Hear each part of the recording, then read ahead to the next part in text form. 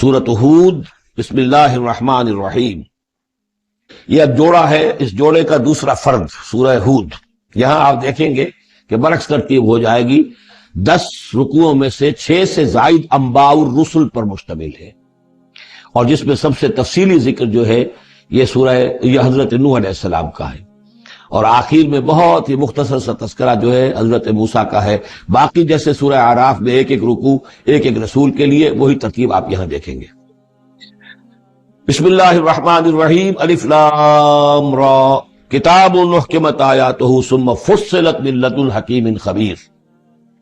الف لام را، یہ وہ کتاب ہے جس کی آیات پختہ کی گئی ہیں، مضبوط کی گئی ہیں، پھر ان کی تفصیل کی گئی ہے، انہیں کھولا گیا ہے اس ہستی کی طرف سے جو حکیم اور خبیر ہے، جو کمال حکمت والا اور باخبر ہے۔ اس کا ایک مفہوم یہ ہو سکتا ہے کہ قرآن مجید میں شروع میں جو صورتیں نازل ہوئی ہیں وہ چھوٹی چھوٹی لیکن بہت پروفاؤنڈ، چند الفاظ کے اندر معلوم ہوتا ہے کہ جیسے سورۃ العصر ہے،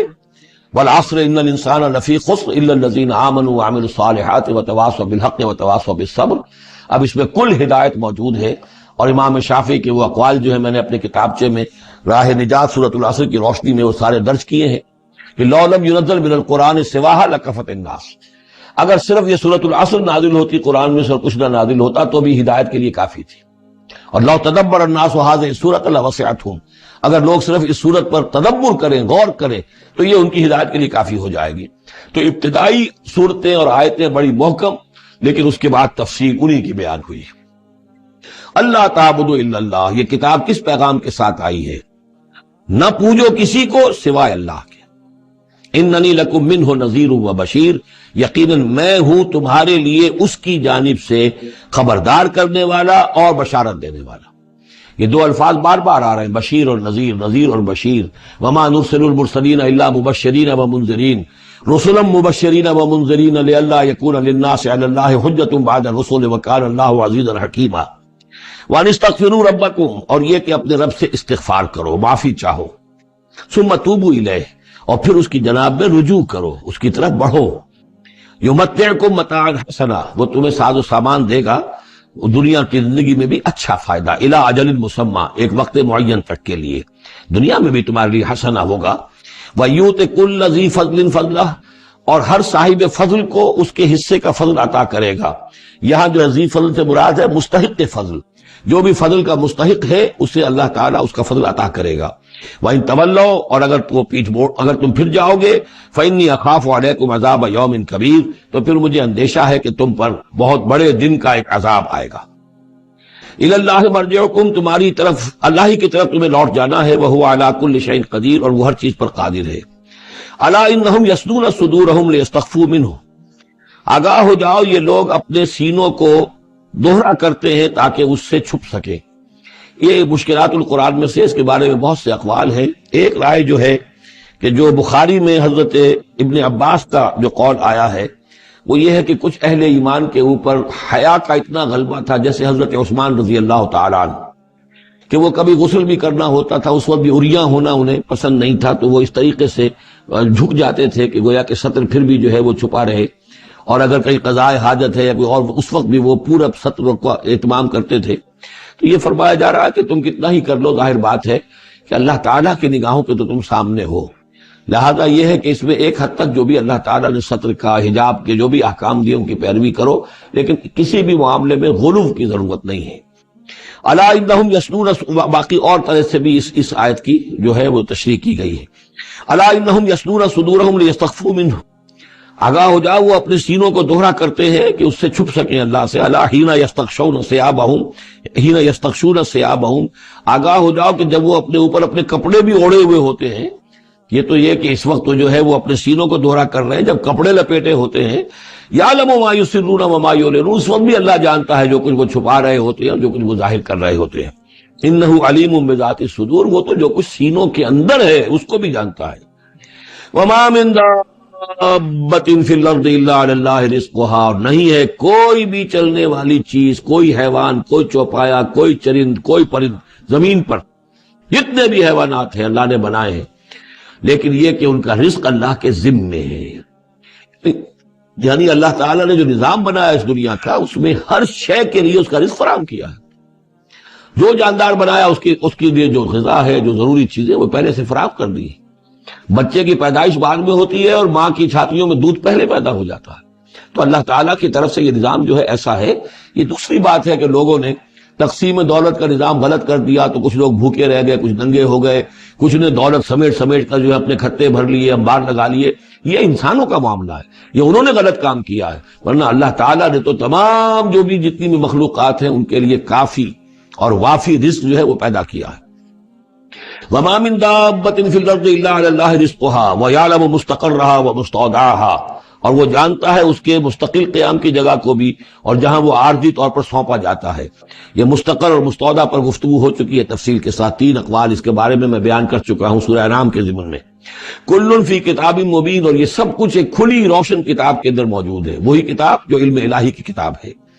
وَهُوَ الَّذِي خَلَقَ السَّمَاوَاتِ وَالْأَرْضَ فِي سِتَّةِ أَيَّامٍ، اور وہی ہے کہ جس نے پیدا کیا آسمانوں اور زمین کو 6 دنوں میں. وَكَانَ عَرْشُهُ عَلَى الْمَاءِ، اور اس کا تخت تھا پانی پر. لِيَبْلُوَكُمْ أَيُّكُمْ أَحْسَنُ عَمَلًا، تاکہ تمہیں آزمائے کہ کون ہے تم میں سے اچھے عمل کرنے والا.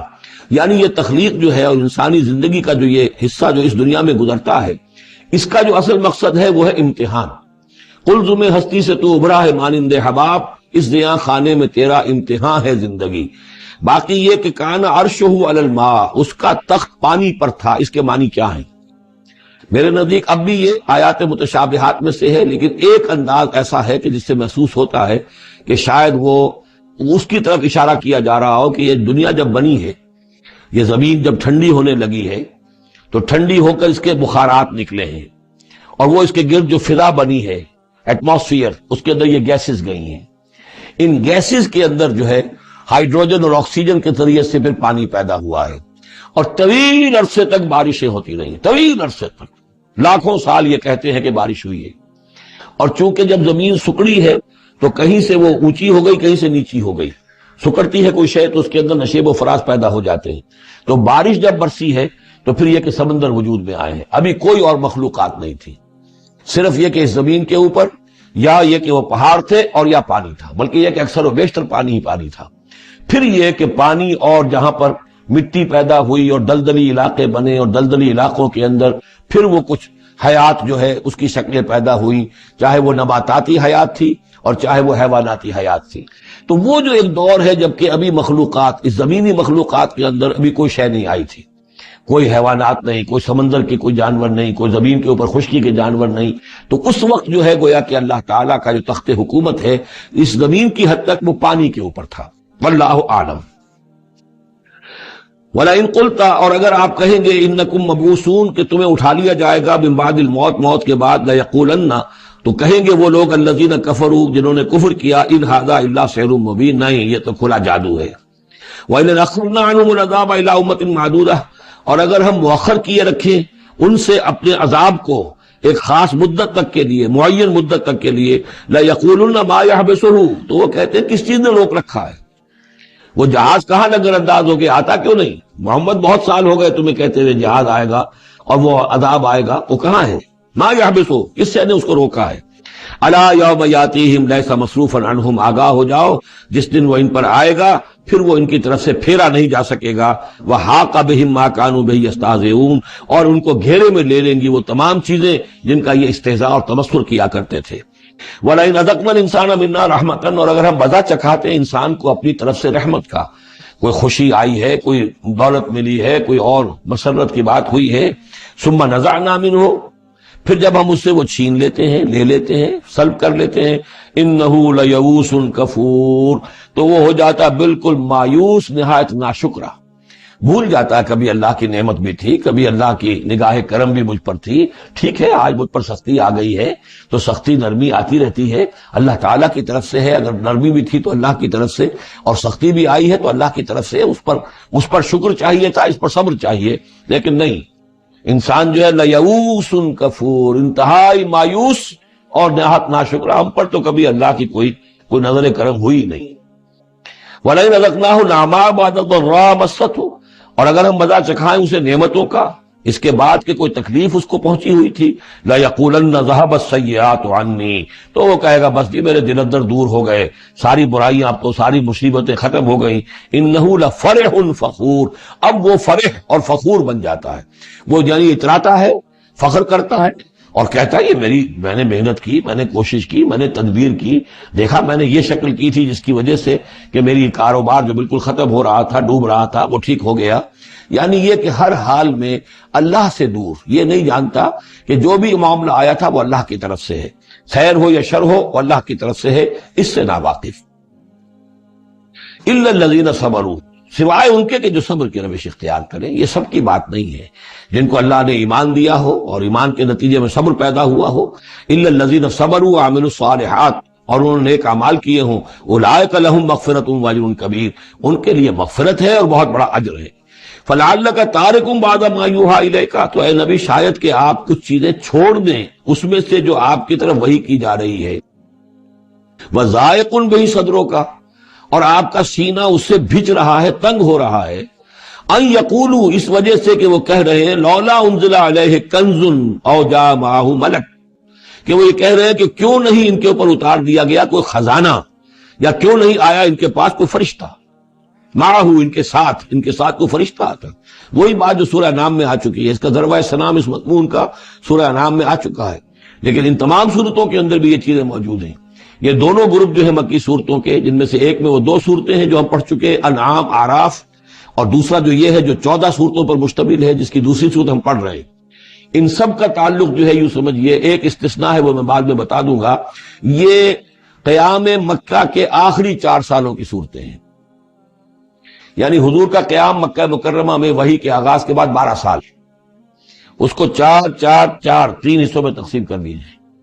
پہلے 4 سال میں جو صورتیں نازل ہوئی ہیں وہ قرآن مجید کے آخری 2 گروپوں میں ہیں، سورہ قاف سے لے کے آخر تک۔ درمیانی 4 سال جو تھے ان کے درمیان جو ہیں وہ درمیانی 2 گروپوں میں ہیں، اور یہ جو ہے شروع کے 2 گروپ جو ہیں ان کے اندر وہ صورتیں ہیں کہ جو آخری دور میں نازل ہوئی ہیں، آخری 4 سالوں میں، اور ان میں یہ مضمون کثرت سے ملے گا۔ فَلَعَلَّكَ تَارِكٌ بَعْضَ مَا يُوحَىٰ إِلَيْكَ، تو شاید نبی آپ ترک کر دیں گے بعض چیزیں جو آپ کی طرف وحی کی گئی ہیں، وَضَائِقٌ بِهِ صَدْرُكَ، اور آپ کا سینہ جو ہے اس پر بھیچ رہا ہے، ان یقولوا، کہ وہ یہ کہہ رہے ہیں لولا انزل علیہ کنز، کیوں نہیں اتار دیا گیا ان پر کوئی خزانہ، او جاء معہ ملک، یا ان کے پاس آ گیا ہوتا کوئی فرشتہ۔ انما انت نذیر، دیکھیے پھر آپ سمجھ لیجئے آپ کا فرض منصبی یہ ہے کہ آپ صرف ایک خبردار کرنے والے ہیں، واللہ علی کل شیء وکیل، باقی ہر چیز کا ذمہ دار اللہ ہے، کب عذاب بھیجنا ہے کب نہیں بھیجنا، کوئی معجزہ دکھانا ہے یا نہیں دکھانا، کس کو ایمان کی توفیق دینی ہے کس کو نہیں دینی ہے، یہ سارے معاملات اللہ کے ہاتھ میں۔ ام یقولون افتراہ، کیا ان کا کہنا یہ ہے کہ یہ قرآن جو ہے محمد نے خود گھڑ لیا ہے؟ قل فاتوا بعشر سور مثلہ مفتریات، اب یہ ہے وہ چیلنج جو دوسرے نمبر پر دیا گیا۔ پہلا چیلنج تھا کہ تم پورے قرآن جیسی کوئی کتاب بنا کر لاؤ، وہ آگے چل کر آئے گا سورہ بنی اسرائیل میں اور دوسری صورتوں میں۔ اس سے نیچے اتر کر اچھا 10 صورتیں بنا کے لے آؤ، اس سے نیچے پر سبیل تنزل 1 صورت، اس 1 صورت کی بات سورہ یونس میں بھی آ چکی ہے اور سورہ بقرہ میں بھی، یہاں وہ 10 والا معاملہ ہے۔ قل فاتوا بعشر سور مثلہ مفتریات، تو ان سے کہیے کہ اچھا اگر ایسا ہی ایک قرآن گھڑا جا سکتا ہے اور انسان کی قوت اور قدرت میں ہے کہ ایسی کتاب تصنیف کر لے، تو تم 10 صورتیں تم بھی اس کی تصنیف کر کے لے آؤ۔ وَادْعُوا مَنِ اسْتَطَعْتُم مِّن دُونِ اللَّهِ إِن كُنتُمْ صَادِقِينَ، اور جن کو بھی تم بلا سکو اللہ کے سوا بلا لو مدد کے لیے اگر تم سچے ہو۔ فَإِن لَّمْ يَسْتَجِيبُوا لَكُمْ، پھر اگر وہ تمہارے مددگار جو ہے تمہاری اس دعا کو قبول نہ کرے، نہ پورا کرے، یا یہ کہ اے مسلمانوں اگر تمہارا جو چیلنج جو ہے یہ کفار قبول نہ کرے، فَاعْلَمُوا أَنَّمَا أُنزِلَ بِعِلْمِ اللَّهِ، تو جان لو تمہیں یقین قابل ہونا چاہیے کہ یہ اللہ تعالیٰ ہی کے علم سے نازل ہوا ہے، وَلَا إِلَٰهَ إِلَّا هُوَ، اور اللہ کے سوا کوئی معبود نہیں، فَهَلْ أَنتُم مُسْلِمُونَ، تو اب اللہ کا حکم مانتے ہو یا نہیں، فرما برداری کرتے ہو کہ نہیں۔ یہ کفار ہی سے خطاب ہے کہ اگر تمہارے وہ جو معبود ہیں تم ان کو پکارو کہ اس جیسی 10 صورتیں ہمیں بھی، آپ بھی کچھ کوشش کریں، ہم بھی کوشش کرتے ہیں مل جل کر، کچھ آپ القاء فرمائیں، الہام فرمائیں، کچھ ہم محنت کرتے ہیں، اور اگر وہ نہ کریں تو پھر جان لو فَاعْلَمُوا أَنَّمَا أُنزِلَ بِعِلْمِ اللَّهِ وَلَا إِلَٰهَ إِلَّا هُوَ فَهَلْ أَنتُم مُسْلِمُونَ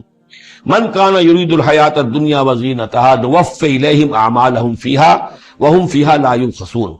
جو لوگ بھی طالب ہوتے ہیں، ارادہ کر لیتے ہیں، طالب ہوتے ہیں دنیا کی زندگی کا اور اس کی زینت کا، زیبائش، آرائش، چمک دمک، ساز و سامان، اسی کے پیچھے پڑے ہوئے ہیں، محنت کر رہے ہیں، بھاگ دوڑ کر رہے ہیں، خون پسینہ ایک کر رہے ہیں، دن رات ایک کر دیا ہے، نوفی الیہم اعمالہم فیہا، ہم اسی دنیا کی زندگی میں ان کے اعمال کا پورا پورا بدلہ دے دیتے ہیں۔ ٹھیک ہے، محنت کر رہے ہو بھائی، تمہاری بلڈنگ بھی بڑی اونچی بن گئی ہے، اور تمہاری کار بھی بہت اعلیٰ ہے، اور تمہارا کاروبار بھی خوب چمک گیا ہے، تم نے چونکہ یہی چاہا، یہی اسی کے لیے محنت کی، اسی کے لیے بھاگ دوڑ کی، تو اللہ تعالیٰ وَهُمْ فِيهَا لَا يُبْخَسُونَ، اس میں اللہ تعالیٰ ان کے ساتھ کوئی بخل نہیں کرتا، اور ان کی جو محنت ہے اس کا جو بدلہ ہے انہیں اس دنیا میں دے دیتا ہے۔ لیکن اولئک الذین لیس لہم فی الآخرۃ الا النار، لیکن پھر یہ وہ لوگ ہیں جن کے لیے آخرت میں کچھ نہیں ہے سوائے آگ کے، ساری محنت، بھاگ دوڑ دھوپ یہاں کے لیے تھی، یہاں ہم نے تمہیں دے دیا۔ اولئک الذین لیس لہم فی الآخرۃ الا النار وحبط ما صنعوا فیہا، اور جو کچھ انہوں نے اس دنیا میں کیا ہوگا وہ تو حبط ہو جائے گا، وباطل ما کانوا یعملون، اور جو کوئی جھوٹی سچی نیکی کی ہوگی اپنے دل کو دھوکہ دینے کے لیے، وہ بھی بے بنیاد تھی، اس کی کوئی حیثیت نہیں تھی۔ افمن کان علی بینۃ من ربہ، تو بھلا وہ شخص کے جو اپنے رب کی طرف سے بینہ پر تھا، اور یہاں بینہ سے مراد ہے فطرت سلیمہ، جس کے بارے میں کئی بار عرض کر چکا، فطرت سلیمہ، انسان کے اندر جو روح ربانی پھونکی گئی ہے، اس کی وجہ سے وہ جو فطرت ہے اس کے اندر وہ سارے حقائق موجود ہیں، کہ جو حقائق جن کو اجاگر کرنے کے لیے پھر یہ وحی آئی ہے، اور اس ڈورمنٹ کانشسنس کو ایکٹیویٹ کرنے کے لیے۔ تو جس شخص کی وہ فطرت سلیم ہے، قائم ہے، بینہ ہے، روشن ہے، پاک ہے، وَيَتْلُوهُ شَاهِدٌ مِّنْهُ، اور پھر اس کے پیچھے آتا ہے اس کے لیے گواہ، یعنی ایک شخص ہے جس کی فطرت سلیم تھی، حضور صلی اللہ علیہ وسلم ہے، سلیم فطرت، نیک فطرت، عقل سلیم، اور پھر وحی بھی آ گئی، وحی نے گواہی دے دی، گویا کہ دو چیزیں مل گئی، نور علی نور، یہ تمثیل جو ہے سورہ نور میں جا کر مکمل طور پہ سامنے آئے گی۔ افمن کان علی بینۃ من ربہ ویتلوہ شاہد منہ ومن قبلہ کتاب موسیٰ اماما ورحمہ، اور پھر اس کے علاوہ اس سے پہلے کتاب موسیٰ موجود ہے جو امام بھی تھی، رہنمائی کرنے والی، اور رحمت بھی تھی، یعنی دوسری تصدیق ہو رہی ہے وہ تورات سے ہو رہی ہے۔ تو فطرت محمدی صلی اللہ علیہ وسلم وہ بینہ، وہ روشن خالص، پھر وہی جو آپ پر آ گئی نور علی نور، اور نمبر 3 تورات جو ہے اس کی تصدیق کر رہی ہے، یہ گویا کہ اور اضافی چیز۔ اولئک یؤمنون بہ، یہی لوگ ہیں کہ جو اس پر ایمان لائیں گے، ومن یکفر بہ من الاحزاب، اور جو اس کا انکار کریں گے، کفر کریں گے اس کتاب کا، من الاحزاب، ان تمام گروہوں میں سے، فرقوں میں سے، چاہے وہ مشرکین مکہ ہوں اور چاہے وہ اہل کتاب ہوں، فالنار موعدہ، تو پھر آگ ہی ان کے وعدے کی جگہ ہے۔ فلا تک فی مریۃ منہ، تو اے نبی آپ ان کے بارے میں کسی شک و شبے میں نہ رہیں، انہ الحق من ربک، یقیناً یہ حق ہے آپ کے رب کی طرف سے، ولکن اکثر الناس لا یؤمنون، لیکن اکثر لوگ ایمان لانے والے نہیں ہیں۔ ومن اظلم ممن افترى علی اللہ کذبا، اور کون زیادہ ظالم ہوگا، اس سے بڑھ کر ظالم ہوگا اس سے کہ جس نے اللہ پر جھوٹ باندھا، گھڑ کر کوئی چیز اللہ کی طرف منسوب کر دی۔ اولئک یعرضون علی ربہم، یہ وہ لوگ ہیں کہ جو پیش کیے جائیں گے اپنے رب کے سامنے، ویقول الاشہاد، اور لوگ کہیں گے، گواہی دینے والے کہیں گے، ہؤلاء الذین کذبوا علی ربہم، یہ وہ لوگ ہیں جنہوں نے جھوٹ کہا تھا اپنے رب پر۔ غلام احمد قادیانی کو کھڑا کیا جائے گا، یہ ہے وہ شخص کہ جس نے جھوٹ اپنی جو ہے باتیں منسوب کی ہیں اللہ کی طرف، جس نے بھی جھوٹی نبوت کا دعویٰ کیا۔ ہؤلاء الذین کذبوا علی ربہم، انہوں نے جھوٹ بولا اللہ پر اور تہمت باندھی اللہ پر کہ مجھ پر وہی بھیجی ہے۔ الا لعنت اللہ علی الظالمین، آگاہ ہو جاؤ ایسے ظالموں پر اللہ کی لعنت ہے۔ الذین یصدون عن سبیل اللہ، جو اللہ کے راستے سے روکتے ہیں، وَيَبْغُونَهَا عِوَجًا، اور اس میں کجیاں نکالتے ہیں، ڈھونڈتے ہیں، مین میز نکالتے ہیں تاکہ لوگ جو ہے اس راستے کو اختیار نہ کریں۔ وَهُمْ بِالْآخِرَةِ هُمْ کافرون، اور آخرت کے وہ بالکل انکاری ہیں اور منکر ہیں، اور اصل تو ان کی بیماری یہی ہے، آخرت کا انکار ہے، جس کی وجہ سے کہ ان کی عقلوں پر پردے پڑے ہوئے ہیں۔ آخرت سے جو ان کی بے رغبتی ہے، لا یرجون لقاءنا، جو سورہ یونس میں ہم نے بار بار پڑھا، وہ لوگ کہ جو ہم سے ملاقات کے امیدوار ہی نہیں، یہ ہے اصل میں کہ جو غفلت کی اصل جڑ اور بنیاد ہے۔ اولئک لم یکونوا معجزین فی الارض، یہ وہ لوگ ہیں کہ یہ ہرگز زمین میں عاجز کرنے والے نہیں ہیں، یہ شکست نہیں دے سکتے حق کو، یہ اللہ تعالیٰ کو شکست نہیں دے سکتے، اللہ کے رسول کو شکست نہیں دے سکتے۔ لم یکونوا معجزین فی الارض وما کان لهم من دون اللہ من اولیاء، اور نہ ہی ان کے اللہ کے سوا یا اللہ کے مقابلے میں کوئی مددگار اور حمایتی ہیں۔ یضاعف لهم العذاب، ان کے لیے تو عذاب بڑھایا جاتا رہے گا، دگنا کیا جاتا رہے گا. ما كانوا يستطيعون السمع ما كانوا يستطيعون السمع وما كانوا يبصرون، اور وہ اس لیے کہ نہ تو وہ سننے کی صلاحیت رکھتے تھے اور نہ دیکھتے تھے، اندھے اور بہرے ہو گئے تھے.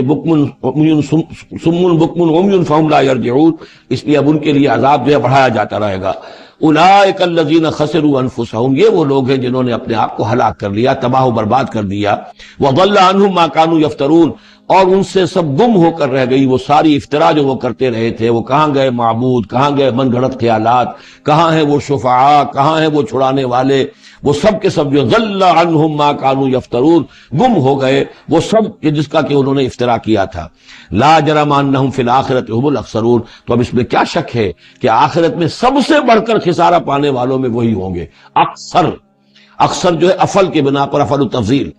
ان الذین آمنوا وعملوا الصالحات، اس کے برعکس سائملٹینیس کنٹراسٹ کا قاعدہ، اس کے برعکس وہ لوگ جو ایمان لائے اور جنہوں نے نیک عمل کیے، وَأَخْبَتُوا إِلَىٰ رَبِّهِمْ، اور جو اپنے رب کے سامنے جنہوں نے عاجزی کی، گڑ گڑاتے رہے، تضرع اختیار کیا. اولئک اصحاب الجنہ، یہ ہوں گے جنت والے. ہم فیہا خالدون، وہ رہیں گے اس میں ہمیشہ ہمیش. مثل الفریقین کالاعمی والاصم والبصیر والسمیع، یہ جو دو گروہ ہیں، یہ فریقین ہیں، ایک اہل ایمان ہے اور ایک وہ ہے مشرک اور کافر. ان کی مثال ایسے ہے کہ ایک طرف تو ایک اندھا اور بہرا ہے، کالاعمی والاصم، اندھا بھی ہے بہرا بھی ہے، اور دوسرا والبصیر والسمیع، جو دیکھتا بھی ہے اور سنتا بھی ہے. هل یستویان مثلا، کیا یہ برابر ہے مثال کے اعتبار سے؟ افلا تذکرون، تو کیا وہ نصیحت اخذ نہیں کرتے؟ وَلَقَدْ أَرْسَلْنَا نُوحًا إِلَىٰ قَوْمِهِ إِنِّي لَكُمْ نَذِيرٌ مُّبِينٌ أَلَّا تَعْبُدُوا إِلَّا اللَّهَ إِنِّي أَخَافُ عَلَيْكُمْ عَذَابَ يَوْمٍ أَلِيمٍ. صدق اللہ العظیم. سورہ ہود میں بھی اب جیسا کہ پہلے عرض کیا جا چکا ہے 6 رکوع جو ہے انباء الرسل پر مشتمل ہے. جیسا کہ اس سے پہلے کئی مرتبہ عرض کر چکا ہوں، یہ 6 رسولوں کے حالات ہیں جو قرآن مجید میں کئی بار آئے ہیں. سب سے پہلے حضرت نوح علیہ السلام، پھر حضرت ہود، پھر حضرت صالح، پھر حضرت لوط، پھر حضرت شعیب، اور پھر حضرت موسیٰ علیہ السلام. تو یہ جو نقشہ آپ کے سامنے اس وقت موجود ہے، اس سے آپ کو اندازہ ہو جائے گا کہ یہ پورا یوں سمجھیے ارض القرآن ہے. یہ قرآن مجید میں جن رسولوں کے حالات آئے ہیں وہ سب کے سب جو ہیں وہ اس خطے کے اندر وہ مبعوث کیے گئے. یہ داہنی طرف جو ہے وہ جو خلیج فارس ہے، یہ خلیج فارس سیدھا اوپر اگر لکیر چلی جائے گی، اور ادھر سے یہ جو بحر قلزم ہے، اس کے جو یہ اوپر جا کے 2 کھاڑیاں بن گئی ہیں، تو وہ جو ہے خلیج عقبہ آخر میں اوپر، اس سے لکیر جائے گی. تو یہ دونوں لکیریں جہاں جا کر مل جائیں گی، وہ اس نقشے میں ابھی نظر نہیں آ رہا، ذرا نیچے کیجئے تو شاید نظر آ جائے گا. یہ جگہ ہے جہاں پہ وہ سرخ نشان بنا ہوا ہے. یہ علاقہ ہے جہاں کے حضرت نوح علیہ السلام کی قوم آباد تھی، اور معلوم ہوتا ہے کہ اس وقت تک نسل انسانی صرف اسی علاقے میں تھی. یہیں پر عذاب آیا ہے، بہت بڑا جو طوفان آیا ہے، اور اسی سے ذرا اور اوپر چل کر شمال کی طرف پہاڑی علاقہ ہے کوہ ارارات، اور اسی میں کوہ جودی ہے. یہ علاقہ ہے وہ کہ جس کے اندر حضرت نوح علیہ السلام کی قوم آباد تھی. اس کے بعد جب وہ حضرت نوح علیہ السلام اور ان کے جو بھی بیٹے تھے وہ بچ کر جب آباد ہوئے ہیں، تو پھر ان کا ایک بیٹا جو ہے، ذرا اور نیچے بھی رکھیں، ان کا ایک بیٹا جو ہے حضرت سام، وہ عراق میں آ کر آباد ہو گئے. یہ جو سفید سا آپ کو نظر آ رہا ہے یہ عراق کا علاقہ ہے، یعنی اسی علاقے سے ذرا نیچے اترے اور عراق میں آباد ہو گئے. حضرت سام کی نسل میں پھر بہت سی قومیں پیدا ہوئی ہیں. تو انہی میں سے پھر ایک قوم ہے جو نیچے آئی ہے جزیرہ نما عرب کے بالکل جنوب میں. یہ جو علاقہ ہے یہاں پر یہ قوم، یہ احقاف کا علاقہ کہلاتا ہے، اور یہاں پر قوم ہود، اس قوم کا نام عاد ہے. حضرت سام کی نسل ہی میں سے کوئی بہت بڑا سردار اٹھا جس کا نام عاد تھا، اور عاد کی سے پھر ایک نسل، ایک قوم شروع ہو گئی، وہ اس علاقے میں آباد تھی. اس کے ہاں جب شرک وغیرہ پیدا ہو گئے اور خرابیاں پیدا ہو گئیں تو اللہ تعالیٰ نے بہت سے نبی بھیجے، پھر آخر ایک رسول بھیجا، اور وہ حضرت ہود علیہ السلام ہے. ان کی دعوت کو رد کیا، یہ ہلاک کر دیے گئے. یہاں سے حضرت ہود اپنے ان ساتھیوں کو لے کر نکلے، اور عرب کے تقریباً وہ وسط میں، وہ علاقہ ہجر کا علاقہ کہلاتا ہے، اس علاقے میں آ کر آباد ہو گئے. یہاں ان کے ہاں ایک بڑی شخصیت ابھری جس کا نام سمود تھا، تو اس سے یہ قوم سمود مشہور ہوئی ہے. انہوں نے میدانوں کے اندر محل بنائے، اور ساتھ ہی یہ ہے کہ جو پہاڑی علاقہ ہے بہت سخت گرینائٹ راکس ہیں، ان کو تراش تراش کر ان کے اندر بھی مکان بنائے، یہ قوم سمود ہے۔ تو قوم نوح، قوم ہود، قوم سمود، یہ تینوں قومان جو ہیں حضرت ابراہیم علیہ السلام سے پہلے کی ہیں۔ اب پھر لوٹیے عراق کی طرف، عراق ہی میں جو قوم باقی رہی انہی میں حضرت ابراہیم علیہ السلام کی بعثت ہوئی ہے۔ لیکن حضرت ابراہیم علیہ السلام کے بارے میں یہ انداز جو انباء الرسل کا ہے وہ قرآن مجید میں کہیں نہیں ہے۔ یہاں پہ آپ دیکھیں گے سورہ ہود میں ان کا تذکرہ آئے گا، لیکن وہ قصص النبیین کے انداز میں تذکرہ آئے گا، انباء الرسل کے انداز میں نہیں آئے گا۔ حضرت ابراہیم یہاں سے،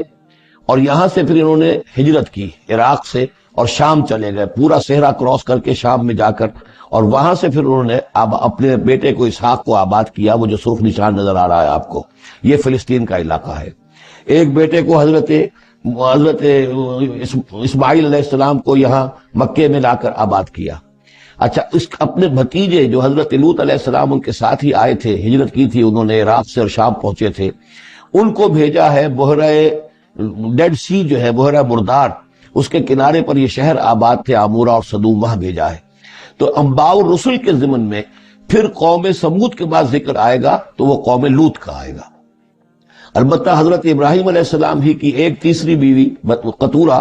ان کی اولاد میں سے مدین نام کے بھی ایک تھے، اور ان سے جو قوم چلی قوم مدین، وہ خلیج عقبہ کے داہنی طرف جو ہے مشرق میں، یہ یہاں آباد ہوئے۔ یہ علاقہ ہے ان کا جہاں پہ کہ حضرت شعیب علیہ السلام کو بھیجا گیا، اور خلیج کے قریب لے جائیے، خلیج کے قریب اس علاقے میں یہ مدین کا علاقہ ہے، اس میں حضرت شعیب علیہ السلام بھیجے گئے۔ اب یہ جو سینائی پیننسولا ہے، اس کو نقشے کو ذرا ہٹائیے داہنی طرف، ادھر لے جا، ادھر داہنی طرف ہٹائیں، تو ادھر جو ہے مصر ہے، وہ دریائے نیل نظر آ رہا ہے۔ یہاں سے یوں جو ہے حضرت یوسف علیہ السلام، چونکہ اب سورہ ہود کے بعد سورہ یوسف بھی آ جائے گی، تو حضرت یوسف علیہ السلام کو جب کہ ان کے بھائیوں نے کنویں میں پھینکا ہے، اور وہ پھر قافلہ ان کو لے گیا ہے مصر، اور وہ پھر ذریعہ بن گئے پوری اس قوم کے مصر میں آنے کا، تو یہاں پھر حضرت موسیٰ علیہ السلام کی بعثت ہوئی ہے مصر میں۔ تو کل یہ علاقہ ہے کہ جن میں وہ انبیاء اور رسل جو ہیں مبعوث ہوئے ہیں، کہ جن کا ذکر اکثر و بیشتر قرآن میں آتا ہے۔ لیکن جیسا کہ میں نے عرض کیا تھا، اس کا یہ مطلب نہیں ہے کہ صرف یہی رسول اور نبی آئے ہیں، دنیا میں اور بھی بہت سے نبی اور رسول آئے، لیکن قرآن میں تذکرہ انہی کا کیا گیا ہے کہ جن کا تذکرہ ان لوگوں کی اپنی روایات میں موجود تھا، جن کے ناموں سے یہ واقف تھے، لہذا انہی کے حوالے سے قرآن تو کتاب ہدایت ہے۔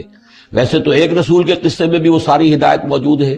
اور 6 رسولوں کے قصوں میں بھی وہ ہدایت موجود ہے۔ اس حوالے سے یہ کہ سارے رسولوں کی تاریخ بیان کرنا یہ قرآن مجید کا موضوع نہیں ہے۔ آئیے اب متن کی طرف چلیے۔ وَلَقَدْ أَرْسَلْنَا نُوحًا إِلَىٰ قَوْمِهِ، اور ہم نے بھیجا نوح کو اس کی قوم کی طرف۔ إِنِّي لَكُمْ نَذِيرٌ مُّبِينٌ، انہوں نے کہا میں تمہارے لیے کھلا خبردار کر دینے والا ہوں۔ اللہ تعبدوا الا اللہ، کہ مت پوجو اللہ کے سوا کسی کو۔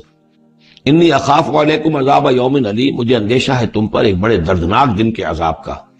فقال الملأ الذین کفروا من قومہ، تو کہا اس کے قوم کے ان سرداروں نے جنہوں نے کفر کی روش اختیار کی، ما نراک الا بشرا مثلنا، ہم نہیں دیکھتے اے نوح آپ کو مگر اپنے ہی جیسا ایک انسان۔ آپ کہاں سے اللہ کے رسول بن گئے، کیسے رسول بن گئے، کیسے اللہ نے چن لیا؟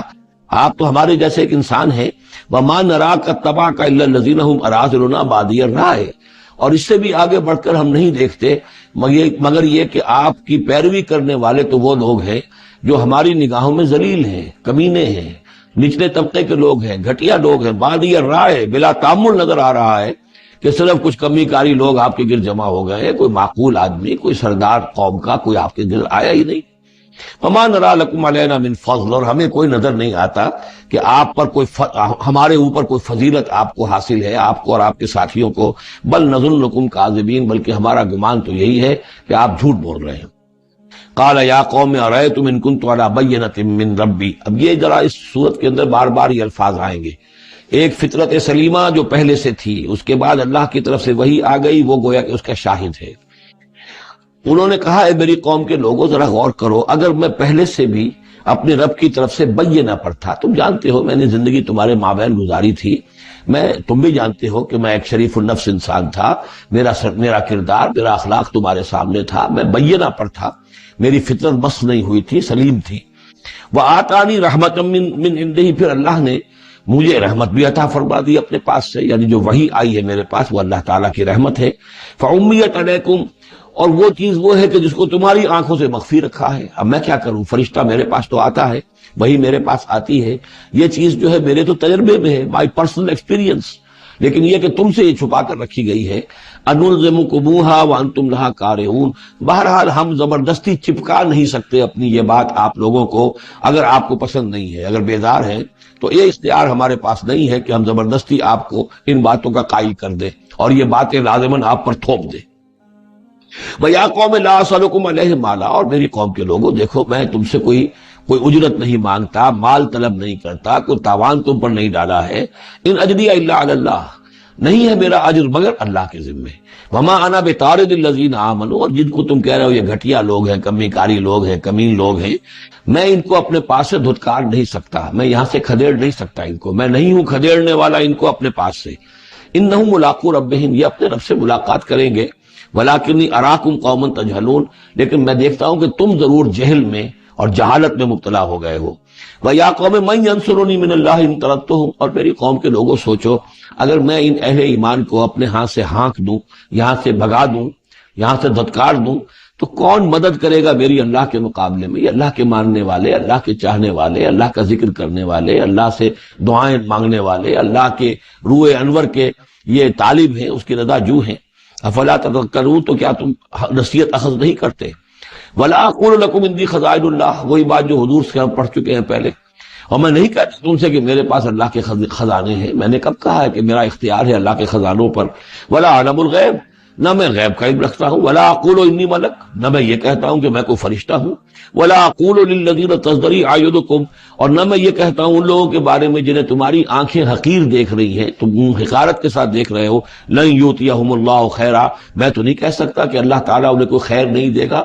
کیا پتا تم اندازہ بھی نہ کر سکو کیا مقامات بلند اللہ ان کو عطا کرے گا۔ جنت میں یہ کس طریقے سے اللہ تعالیٰ کے فراح و ریحان و جنت و نعیم سے جو ہے وہ مشرف ہوں گے۔ لا اقول انی ملک ولا اقول للذین تزدری اعینکم لن یؤتیہم اللہ خیرا،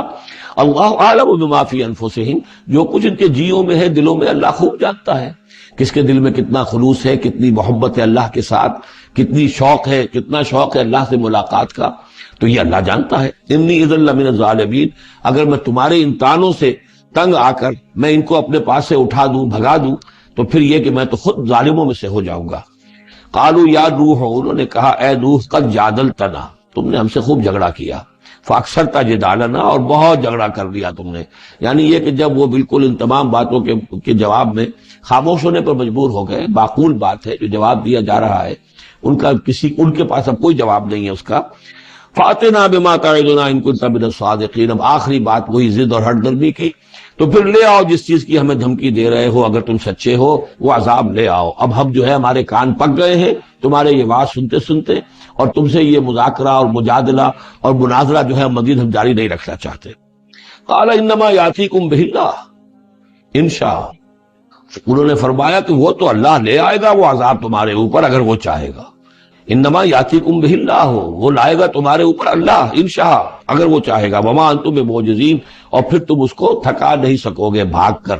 یعنی تم اسے ہرا نہیں سکو گے، تم اس سے بچ کر بھاگ نہیں سکو گے۔ ولا ينفعکم نصحی ان اردت ان انصح لکم، اور میری نصیحت، میرا خلوص، میری خیر خواہی تمہارے حق میں کچھ مفید نہیں ہو سکتی، خواہ میں کتنا ہی تمہارا ناصح ہوں، کتنا ہی تمہارے ساتھ مخلص ہوں، نصیحت کر رہا ہوں، خیر خواہ ہوں۔ ان کان اللہ یرید ان یغویکم، اگر اللہ ہی فیصلہ کر چکا ہو کہ وہ تمہاری گمراہی کے اوپر اس کی مہر سخت ہو چکی ہو، اگر اللہ تعالیٰ فیصلہ کر چکا ہے تو میری یہ سارا اخلاص اور خلوص اور دعوت اور نصیحت اور خیر خواہی اس کا کوئی نتیجہ نہیں نکلے گا۔ ہو ربکم، وہ تمہارا رب ہے، وإلیہ ترجعون، اور اسی کی طرف تم لوٹا دیے جاؤ گے۔ ام یقولون افترا، کیا یہ کہتے ہیں کہ یہ اے محمد صلی اللہ علیہ وسلم آپ نے اس کو گھڑ لیا ہے؟ قل ان افتریتہ فعلی اجرامی، اب یہاں درمیان میں حضرت نوح علیہ السلام کی بات چل رہی ہے اور آگے بھی چلے گی، لیکن درمیان میں ایک جملہ معترضہ ہے۔ یہ ساری باتیں ہیں نبی جو آپ کو ہم وحی کے ذریعے سے بتا رہے ہیں، یہ ساری جو گفت و شنید ہوئی تھی حضرت نوح علیہ السلام کے اور ان کی قوم کے درمیان، آپ کو کیسے معلوم ہوئی؟ آپ نے گھڑ لی ہے؟ آپ کو کوئی فکشن ہے، کوئی سٹوری ہے، کیا ہے؟ نہیں، یہ تو اللہ تعالیٰ کی طرف سے ہے۔ قل ان افتریتہ، کہہ دیجئے اگر میں نے یہ گھڑی ہوئی ہوں یہ چیزیں، فعلی اجرامی، تو پھر یہ میرا جرم ہوگا، اس کا وبال مجھ پر آئے گا۔ وانا بریء مما تجرمون، ورنہ پھر یہ ہے کہ جو جرم تم کر رہے ہو، جھٹلا رہے ہو، تو میں اس سے بری ہوں۔ وَأُوحِيَ إِلَىٰ نُوحٍ، اور وحی کر دیا گیا نوح کی جانب، أَنَّهُ لَن يُؤْمِنَ مِن قَوْمِكَ إِلَّا مَن قَدْ آمَنَ، اب کوئی اور شخص ایمان نہیں لائے گا تمہاری قوم میں سے سوائے ان کے جو ایمان لا چکے ہیں۔ فلا تبتئس بما كانوا يفعلون، سو اب جو کچھ وہ کر رہے ہیں آپ اس پر افسوس نہ کریں اور غمگین نہ ہو۔ وَاصْنَعِ الْفُلْكَ بِأَعْيُنِنَا وَوَحْيِنَا، اور اب آپ کشتی تیار کیجئے، کشتی بنائیے ہماری نگاہوں کے سامنے، یعنی ہم دیکھ رہے ہیں اور ہمارے انسٹرکشنز کے مطابق، وَوَحْيِنَا، معلوم ہوتا کہ اللہ تعالیٰ کی طرف سے ہر یعنی اسٹیپ پر ان کو وحی آ رہی ہے، اور کہ اس طرح کرو، اتنی لمبی بناؤ، ایسی لکڑیاں تیار کرو، بِأَعْيُنِنَا وَوَحْيِنَا، ہماری نگاہوں کے سامنے اور ہماری ہی انسٹرکشنز کے مطابق، وحی کے مطابق۔ وَلَا تُخَاطِبْنِي فِي الَّذِينَ ظَلَمُوا، اب دیکھنا جو ظالم ہیں ان کے بارے میں مجھ سے خطاب نہ کرنا، مجھ سے دعا نہ کرنا، مجھ سے بات نہ کرنا کہ فلاں جو ہے یہ میرا عزیز ہے اور فلاں میرا رشتہ دار ہے۔ اب جو بھی ظالم ہے اس کے بارے میں تمہاری طرف سے کوئی نرم بات نہ آئے۔ انہم مغرقون، اب یہ سب کے سب غرق کیے جائیں گے۔ وَيَصْنَعُ الْفُلْكَ، اب وہ نقشہ دیکھیے آپ چشم تصور سے، خشکی پر بیٹھے ہوئے ہیں اور حضرت نوح علیہ السلام، آس پاس سمندر کہیں ہے ہی نہیں، اور وہ کشتی بنا رہے ہیں۔ وَيَصْنَعُ الْفُلْكَ، اور وہ بنا رہے کشتی۔ وَكُلَّمَا مَرَّ عَلَيْهِ مَلَأٌ مِّن قَوْمِهِ سَخِرُوا مِنْهُ، جب بھی ان کی قوم کے سردار ان کے پاس سے گزرتے تھے وہ مذاق اڑاتے تھے، کہ معلوم ہوتا اب تک تو ہم سمجھتے تھے کہ بہرحال یہ کچھ شاید بات بنا رہا ہے، جھوٹ بول رہا ہے، کیا کر رہا ہے، اب تو معلوم ہوتا بالکل ہی مت ماری گئی، اب کوئی جو ہے ہوش ٹھکانے نہیں رہے ہیں، تو وہ ہنستے تھے۔ سخروا منہ قال ان تسخروا منا فإنا نسخر منکم کما تسخرون، حضرت نوح فرماتے تھے کہ تم اگر ہم سے اب اس تمسخر کر رہے ہو، مذاق اڑا رہے ہو، تو وہ وقت قریب آنے والا ہے کہ ہم تمہارا مذاق اڑائیں گے جیسے کہ تم مذاق اڑا رہے ہو ہمارا۔ فسوف تعلمون من یاتیہ عذاب یخزیہ، تو تم عنقریب جان لوگے کہ کون ہے وہ جن پر کہ عذاب آتا ہے جو ان کو رسوا کر دے گا۔ وَيَحِلُّ عَلَيْهِ عَذَابٌ مُقِيمٌ، اور اس پر اترے گا وہ عذاب کے جو قائم رہنے والا ہے اور دائمی ہے۔ حتیٰ اذا جاء امرنا وفارت التنور، یہاں تک کہ جب ہمارا حکم آ گیا اور جوش مارا تنور نے۔ اب یہ جو ہے جہاں تک اس کا یعنی جیوگرافیکل یا جیولوجیکل جو بھی اس کا پس منظر ہے، اس کے ضمن میں ایچ جی ویلز نے جو بات کہی ہے وہ میں آپ کو بتا دینا چاہتا ہوں۔ اس کا کہنا یہ ہے کہ میڈیٹرینین کا جو اس کی سطح وہ بہت بلند تھی، اور ساحل کے ساتھ ساتھ جو ہے اس کے جو مشرقی ساحل ہے اس کا، جو شام کا اور فلسطین کا، تو یہاں پر جو ہے وہ اونچے پہاڑ تھے۔ جیسے کراچی کے بارے میں بھی کہا جاتا ہے کہ کراچی کے بعض علاقے جو ہیں وہ سطح سمندر سے نیچے ہیں، لیکن ساحل کے ساتھ ساتھ اونچا علاقہ ایسا ہے کہ جو سمندر کو روکے ہوئے۔ اگر کسی جگہ پر ایسا ہو تو اگر کہیں کوئی ایک سوراخ بھی ہو جائے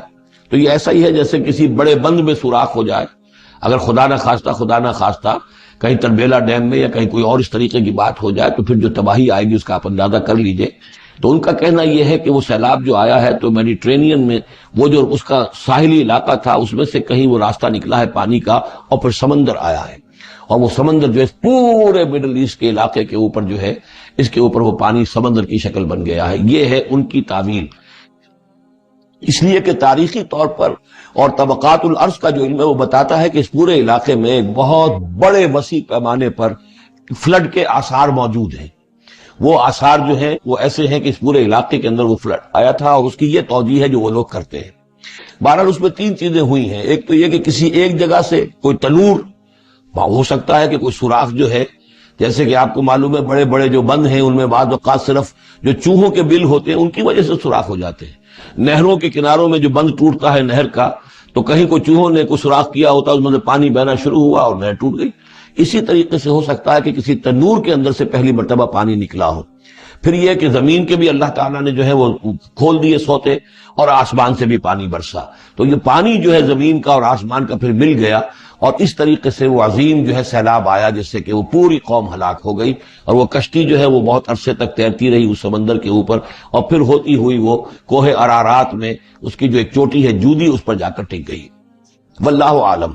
ابھی اس پر مزید ضرورت ہے اصل میں کام کرنے کی۔ ویسے یہ خبریں بھی ہیں کہ بعض اوقات کوئی کشتی نما چیز دیکھی گئی ہے۔ یہ علاقہ جو ہے اصل میں کہ جو جہاں پہ ترکی کی سرحد ملتی ہے روس کے ساتھ، ادھر وہ آذربائیجان وغیرہ کا علاقہ ہے، ادھر پھر یہ ترکی ہے، اوپر روس کا علاقہ جو ہے، تو اس میں ادھر سے راستہ جو ہے بہت دشوار گزار ہے، چڑھ نہیں سکتے۔ روس کی طرف سے راستہ ہے، اس کی چوٹیوں پر بعض پائلٹس نے کہیں دیکھا ہے اور خبر دی ہے کہ کوئی بہت بڑی کشتی قسم کی شے جو ہے وہ کسی چوٹی کے اوپر رکھی ہوئی ہے، اور قرآن مجید چونکہ بار بار کہتا ہے کہ ہم اسے برقرار رکھیں گے، ایک وقت آئے گا کہ وہ لوگوں کے لیے ایک نشانی بن کر ظاہر ہوگی، تو اس سے معلوم ہوتا ہے کہ وہ کشتی اب بھی وہاں پر موجود ہے اور انسان جو ہے اس تک رسائی حاصل کرے گا۔ وَيَصْنَعُ الْفُلْكَ فَكُلَّمَا مَرَّ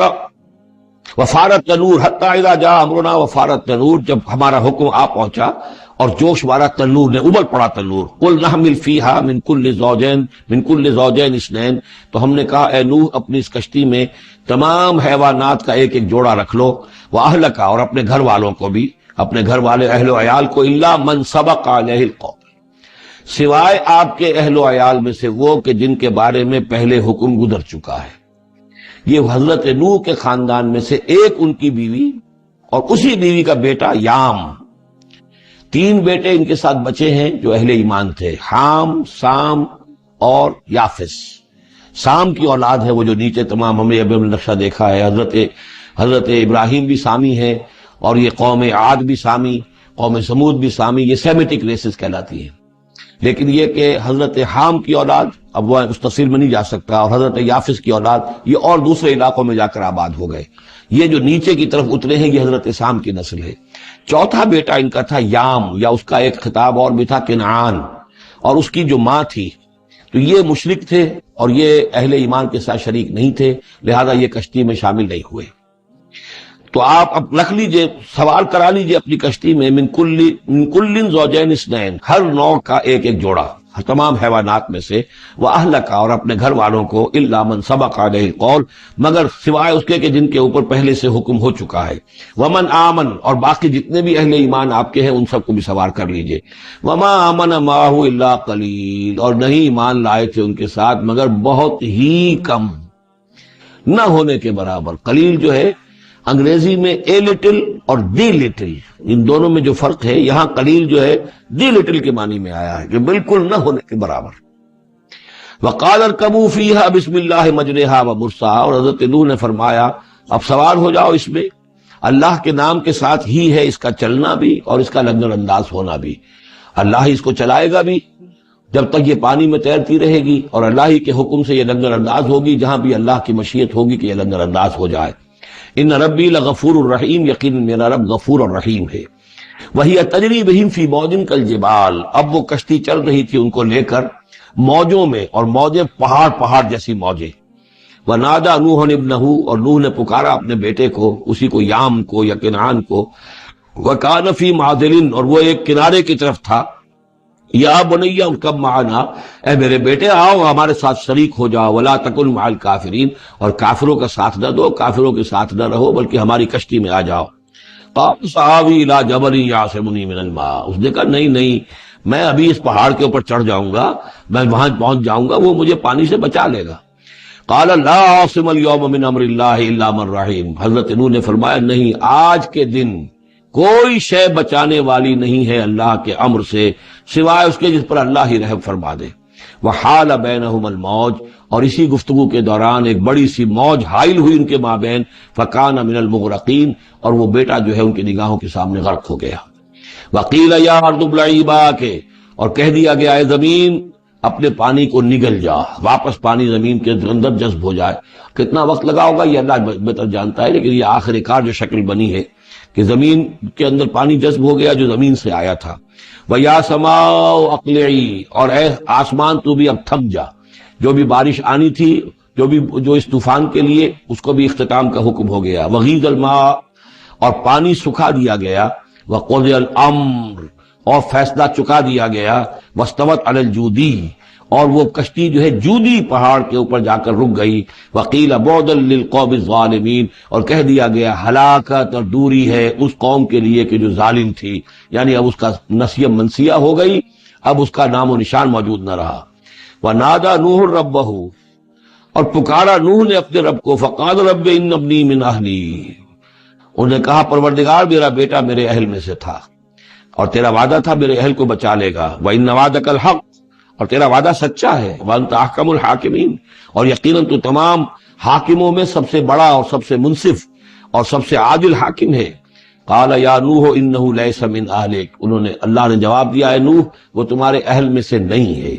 انہ عمل غیر صالح، اس کے اعمال، اس کا کردار، اس کے عقائد، اس کے نظریات غیر صالح ہیں۔ فلا تسألن ما لیس لک بہ علم، تو اب مجھ سے ان چیزوں کے بارے میں سوال نہ کرو جس کے لیے تمہارے پاس کوئی علم نہیں ہے۔ انی اعوذک ان تکون من الجاہلین، اور میں تمہیں نصیحت کر رہا ہوں کہ تم جاہلوں میں سے نہ بن جاؤ۔ یہاں وہ یاد کر لیجئے سورہ نام کی آیت 35، اس میں حضور سے کہا گیا تھا فلا تکونن من الجاہلین، میں نے اس وقت بھی نوٹ کرا دیا تھا کہ یہ سخت ترین الفاظ یا حضور سے فرمائے گئے ہیں سورہ انعام میں، اور یہاں پر سورہ ہود میں یہ آئے ہیں حضرت نوح علیہ السلام سے خطاب کرتے ہوئے، انی اعوذک ان تکون من الجاہلین۔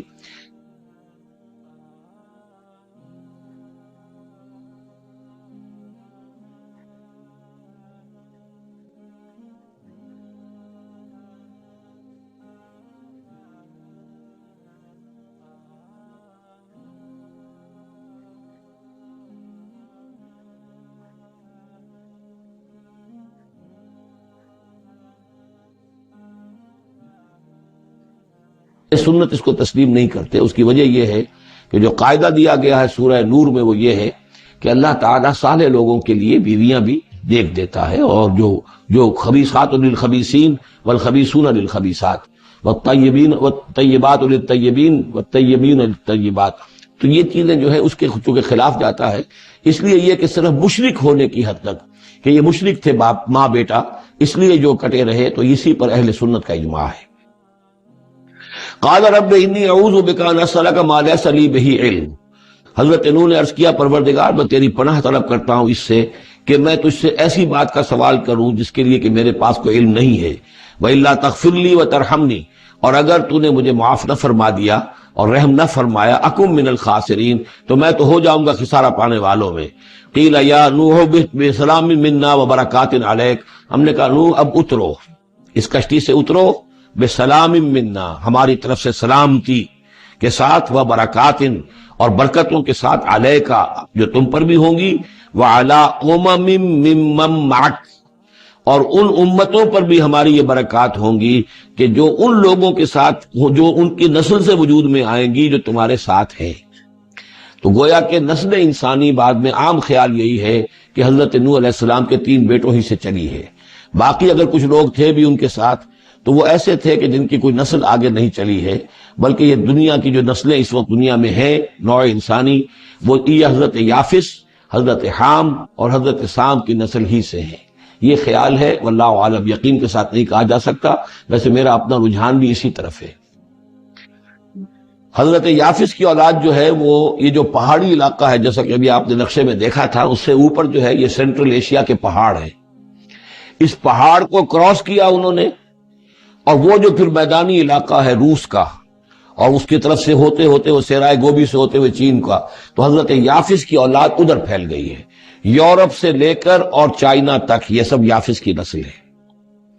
حضرت حام کی اولاد مشرق اور مغرب میں چلی گئی، اسی پہاڑی سلسلے کے دامن میں ہوتی ہوئی، ایک شاخ ان کی ایران ہوتے ہوئے بھارت چلی گئی، انڈیا چلی گئی، سندھ اور ہند، اور ایک شاخ جو ہے سینائی پیننسولا کراس کر کے یہ سوڈان اور مصر چلی گئی۔ یہ ہے حضرت حام کی نسل میں سے۔ یہ عام طور پر جو ہمارے پرانے ماہرین انساب ہیں ان کا کہنا یہ ہے۔ انہی میں سے معلوم ہوتا ہے کہ جو یہ یورپین ہیں، جو کہ انڈو ایرانین جو کہلاتے ہیں ایرینز، تو یہ ایرینز جو ہے یہ سب حضرت حام کی اولاد میں سے معلوم ہوتے ہیں۔ ان میں سے گریکس بھی ہیں، اور ان میں رومنز بھی ہیں، اور ان میں جرمنز بھی ہیں۔ باقی جو ہے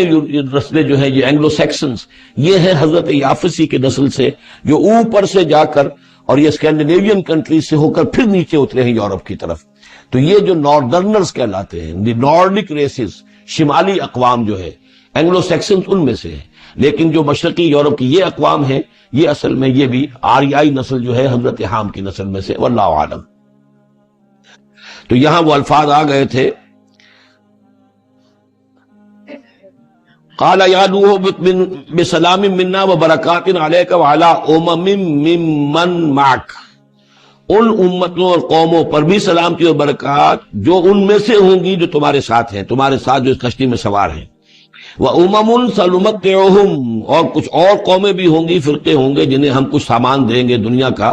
ثُمَّ يَمَسُّهُم مِّنَّا عَذَابٌ أَلِيمٌ، اور پھر ان کے اوپر ہماری طرف سے ایک بڑا زبردست عذاب آئے گا، جیسے کہ پھر قوم ہود پر اور قوم صالح پر آیا ہے۔ تِلْكَ مِنْ أَنْبَاءِ الْغَيْبِ نُوحِيهَا إِلَيْكَ، یہ غیب کی خبروں میں سے ہے جو وحی کر رہے ہیں ہم آپ کی جانب ہے محمد صلی اللہ علیہ وسلم۔ وما كنت تعلمها انت ولا قومك، اور نہیں جانتے تھے آپ ان کو، نہ آپ نہ آپ کی قوم ان سے واقف تھی، من قبل هذا، اس سے پہلے، فاصبر، تو اے نبی صبر کیجئے، ان العاقبۃ للمتقین، یقیناً آخری انجام جو ہے وہ بھلا ہوگا اہل تقوی ہی کا۔ وَإِلَىٰ عَادٍ أَخَاهُمْ هُودًا، یہ سام کی نسل کی ایک شاخ جو نیچے اتری ہے اور یہ پہنچ گئی ہے جزیرہ نما عرب کے تقریباً جو ساؤتھرن ڈیزرٹ ہے جو آج کا، اس کے اندر، اور عاد کی قوم کی طرف ہم نے بھیجا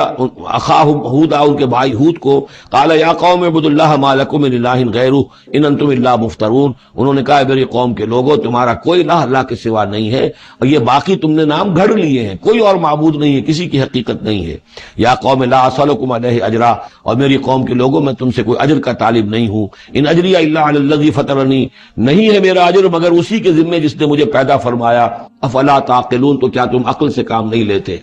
وَيَا قَوْمِ اسْتَغْفِرُوا رَبَّكُمْ، اور میری قوم کے لوگوں اللہ سے استغفار کرو، اپنے گناہوں کی معافی چاہو، توبہ کرو، اس شرک کو اور بت پرستی کو چھوڑو،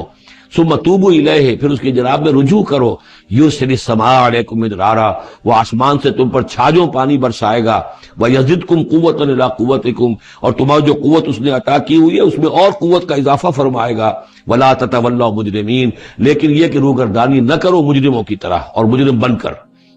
قالوا یا ہود ما جئتنا ببینہ، انہوں نے کہا کہ اے ہود دیکھو تم کوئی ہمارے پاس سند لے کر نہیں آئے، کوئی معجزہ لے کر نہیں آئے، وما نحن بتارکی آلہتنا عن قولک، اور ہم نہیں ہیں اپنے معبودوں کو چھوڑنے والے صرف تمہارے کہنے سے، وما نحن لک بمؤمنین، اور ہم نہیں ہیں تمہاری بات ماننے والے،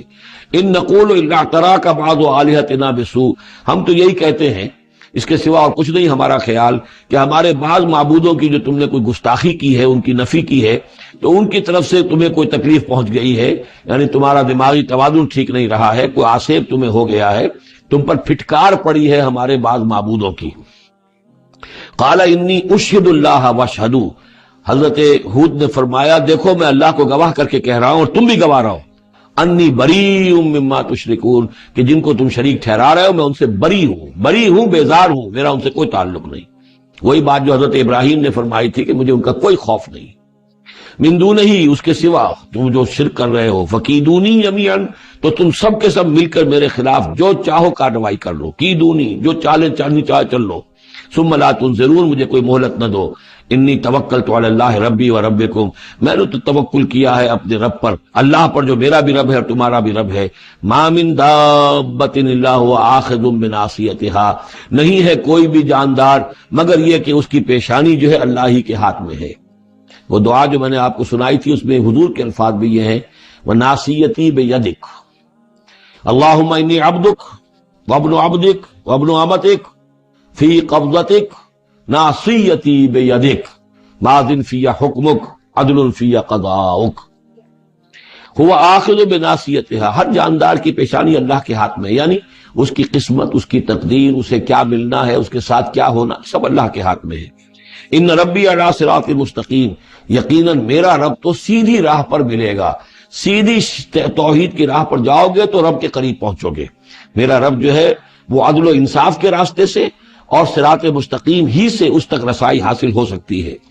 فَإِن تَوَلَّوْا فَقَدْ أَبْلَغْتُكُم مَّا أُرْسِلْتُ بِهِ إِلَيْكُمْ، پھر اگر تم پیٹھ موڑ لو، منہ پھیرو، انکار کرو، تو میں نے پہنچا دیا ہے تمہیں وہ پیغام جو مجھے دے کر بھیجا گیا تھا، مَا أُرْسِلْتُ بِهِ إِلَيْكُمْ۔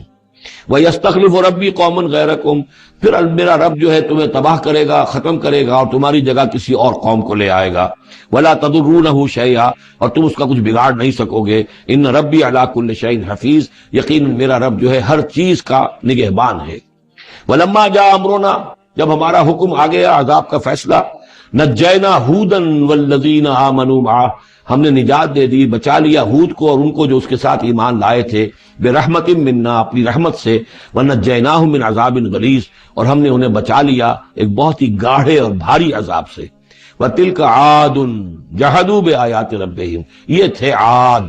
یہ تھی قوم، بڑی زبردست قوم، انہوں نے انکار کیا اپنے رب کی آیات کا، وَعَصَوْا رُسُلَهُ، اور انہوں نے نافرمانی کی اپنے رسولوں کی۔ یہ رسولوں سے مراد کیا ہے؟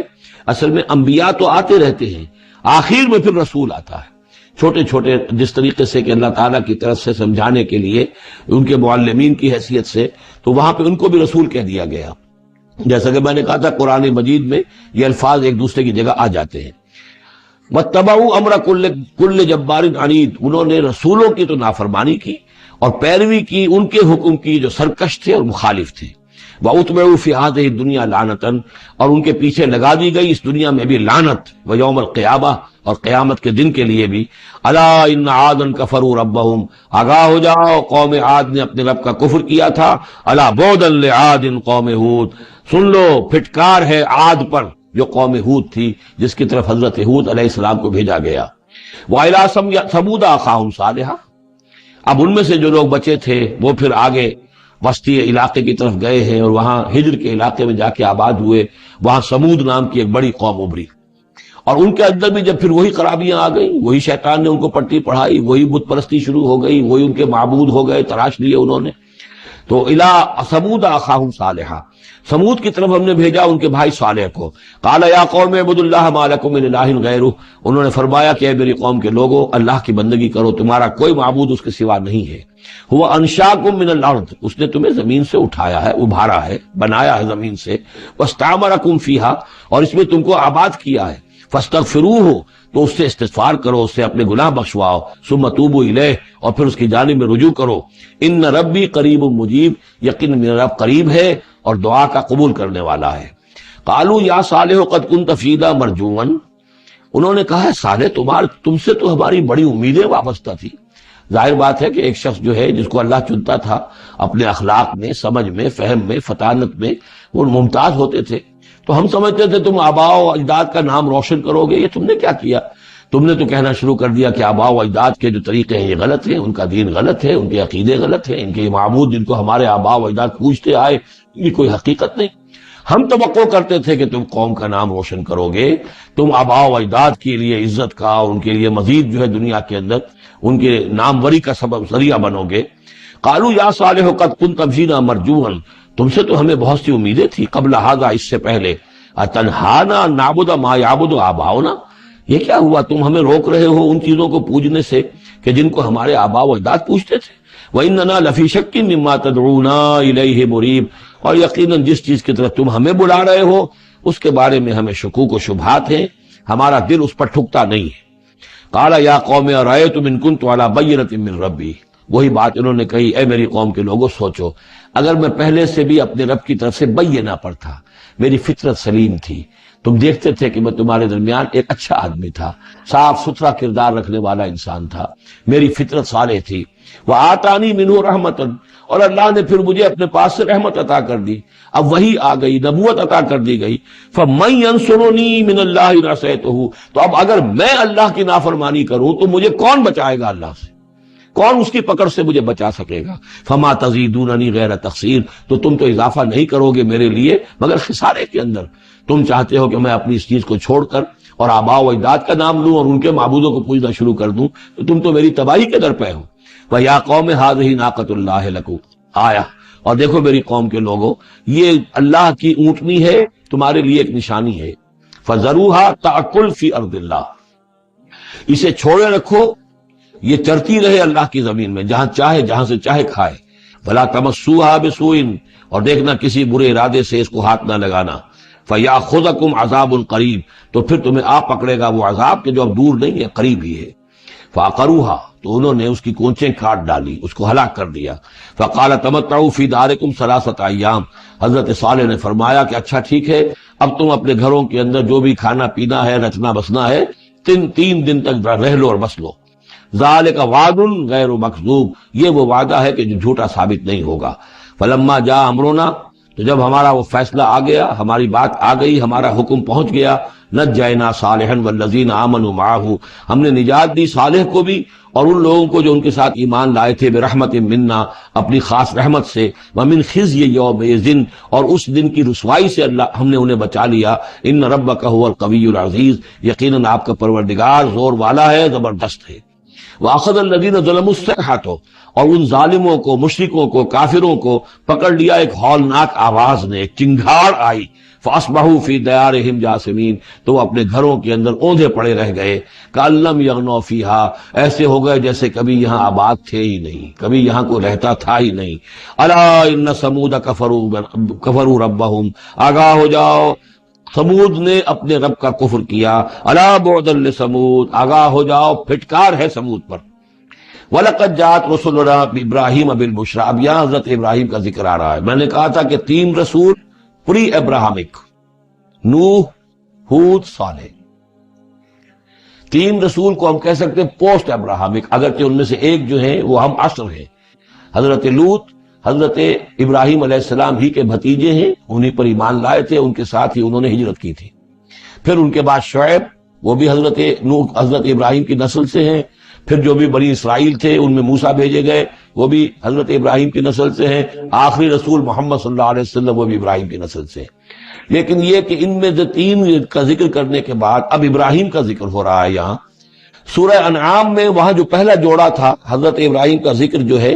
وہ اس انباء رسل میں سے بالکل نکال کر لے گئے تھے، اور وہ قصص النبیین کے انداز میں سورہ انعام میں آ گیا تھا۔ یہاں اس جوڑے میں فرق یہ ہے کہ حضرت ابراہیم کا ذکر بھی یہاں شامل کر دیا گیا، لیکن فرق وہی ہے، یہ وہ انباء رسل کا نہیں، حضرت نوح، حضرت ہود، حضرت صالح، حضرت لوط، حضرت شعیب کے انداز میں ذکر نہیں ہے، بلکہ ایک انداز ہے کہ حضرت لوط علیہ السلام جن شہروں کی طرف بھیجے گئے تھے اور اس کی وہاں پہ بسنے والوں نے ان کی بات ماننے سے انکار کیا، تو جو عذاب الہی لے کر جو فرشتے آئے تھے جنہیں بھیجا گیا تھا وہ پہلے آئے حضرت ابراہیم کے ہاں، اور وہاں حضرت اسحاق کی ولادت کی انہوں نے خوشخبری دی حضرت سارہ کو۔ بس یہ ایک واقعہ بیان کیا درمیان میں، ورنہ اصل مسئلہ جو ہے وہ حضرت لوط کا شروع ہوگا۔ انباء الرسل کے اعتبار سے جو معاملہ ہے وہ حضرت لوط کا واقعہ ہے۔ وَلَقَدْ جَاءَتْ رُسُلُنَا إِبْرَاهِيمَ بِالْبُشْرَىٰ، اور ہمارے فرشتادے، ہمارے ایلچی، فرشتے ہمارے بھیجے ہوئے آئے ابراہیم کے پاس بشارت دینے کے لیے۔ قالوا سلاما، انہوں نے آ کر کہا سلام۔ قال سلام، حضرت ابراہیم نے بھی سلام کا جواب سلام سے دیا۔ فما لبث ان جاء بعجل حنیذ، تو پھر ذرا بھی دیر نہ کی، فوراً گئے اور ایک تلا ہوا بچڑا ان کی ضیافت کے لیے لا کر سامنے رکھ دیا۔ فلما رأى أيديهم لا تصل إليه،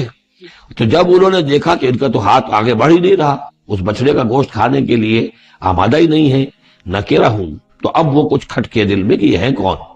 اس زمانے میں رواج یہ ہوتا تھا کہ دشمن جب آتے تھے کسی کو قتل کرنے کے لیے تو اس کا نمک نہیں چکھتے تھے، نمک خار ہو جائیں گے تو پھر کیسے قتل کریں گے۔ تو ایک تو اندیشہ یہ ہوا کہ یہ کسی برے ارادے سے آئے ہیں جو میری یہ ضیافت قبول نہیں کر رہے۔ نکرہم واوجس منہم خیفہ، اور ان کے دل میں، حضرت ابراہیم کے دل میں ان کی طرف سے ایک خوف پیدا ہو گیا۔ قالوا لا تخف، انہوں نے کہا نہیں آپ ڈریے نہیں، انا ارسلنا الی قوم لوط، اصل میں تو اللہ کے ہم فرشتے ہیں، بھیجے گئے ہیں قوم لوط کی طرف۔ اب وہ آخری فیصلہ اس کا جو ہے وہ ہمیں چکانا ہے۔ وامرأتہ قائمۃ فضحکت، ادھر کہیں حضرت سارہ بھی پیچھے کہیں کھڑی ہوئی ہوں گی پردے کے پیچھے، وہ اس پر ہنس پڑی۔ مطلب یہ کہ حضرت ابراہیم کی جو حالت انہوں نے دیکھی کہ میرا شوہر خوفزدہ ہو گیا تھا، تو اس کے اوپر کچھ ان کا معاملہ ہوا، فضحکت، وہ ہنسی۔ فبشرناہا باسحاق، تو ہم نے انہیں بشارت دی اسحاق کی، یعنی فرشتوں نے ان کو بشارت دی اسحاق کی۔ حضرت اسماعیل کی ولادت ہو چکی ہے،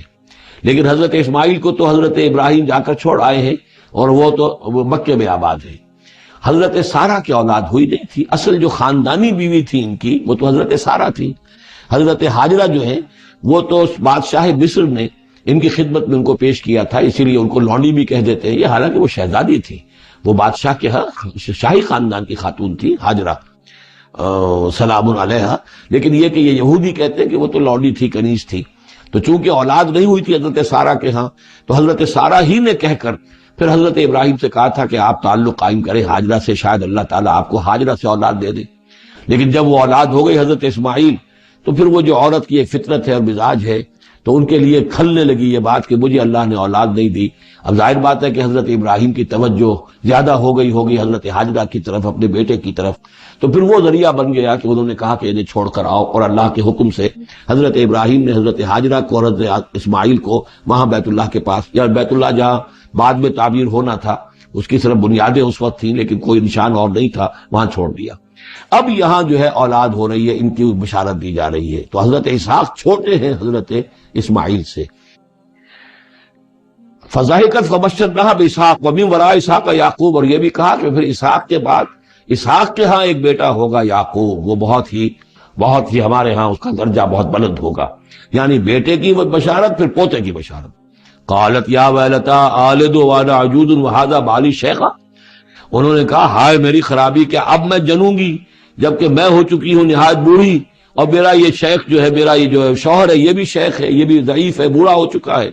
ان ھذا لشیء عجیب، یہ تو بڑی عجیب بات جو آپ بتا رہے ہیں، یہ خوشخبری مجھے دے رہے ہیں اس بڑھاپے کی عمر میں کہ میرے ہاں بیٹا ہوگا۔ قالوا اتعجبین من امر اللہ، ان فرشتوں نے کہا کہ کیا آپ تعجب کرتی ہیں اللہ کے معاملے میں؟ اللہ کا فیصلہ ہے، اللہ جیسے چاہے پیدا کرے، ہم اللہ کی طرف سے خوشخبری دے رہے ہیں، اپنی طرف سے نہیں دے رہے۔ رحمت اللہ وبرکاتہ علیکم اہل البیت، اے نبی کے گھر والوں تم پر اللہ کی رحمت ہو، اس کی برکتیں ہوں۔ اب یہاں اہل البیت کو سمجھ لیجئے کس کے لیے ہے؟ حضرت سارہ کے لیے ہے۔ اہل بیت رسول ازواج مطہرات ہیں،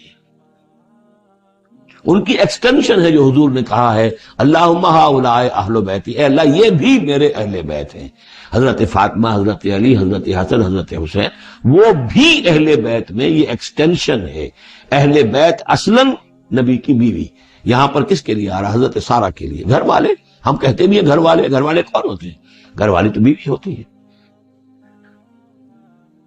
قالوا اتعجبین من امر اللہ رحمت اللہ وبرکاتہ علیکم اہل البیت انہ حمید مجید، یقیناً اللہ حمید ہے اور مجید ہے، بہت بزرگ ہے، بڑائیوں والا ہے، اور اپنی ذات میں ستودہ صفات ہے۔ فلما ذهب عن ابراہیم الروع، جب ابراہیم کا خوف جاتا رہا، وجاءت البشرا،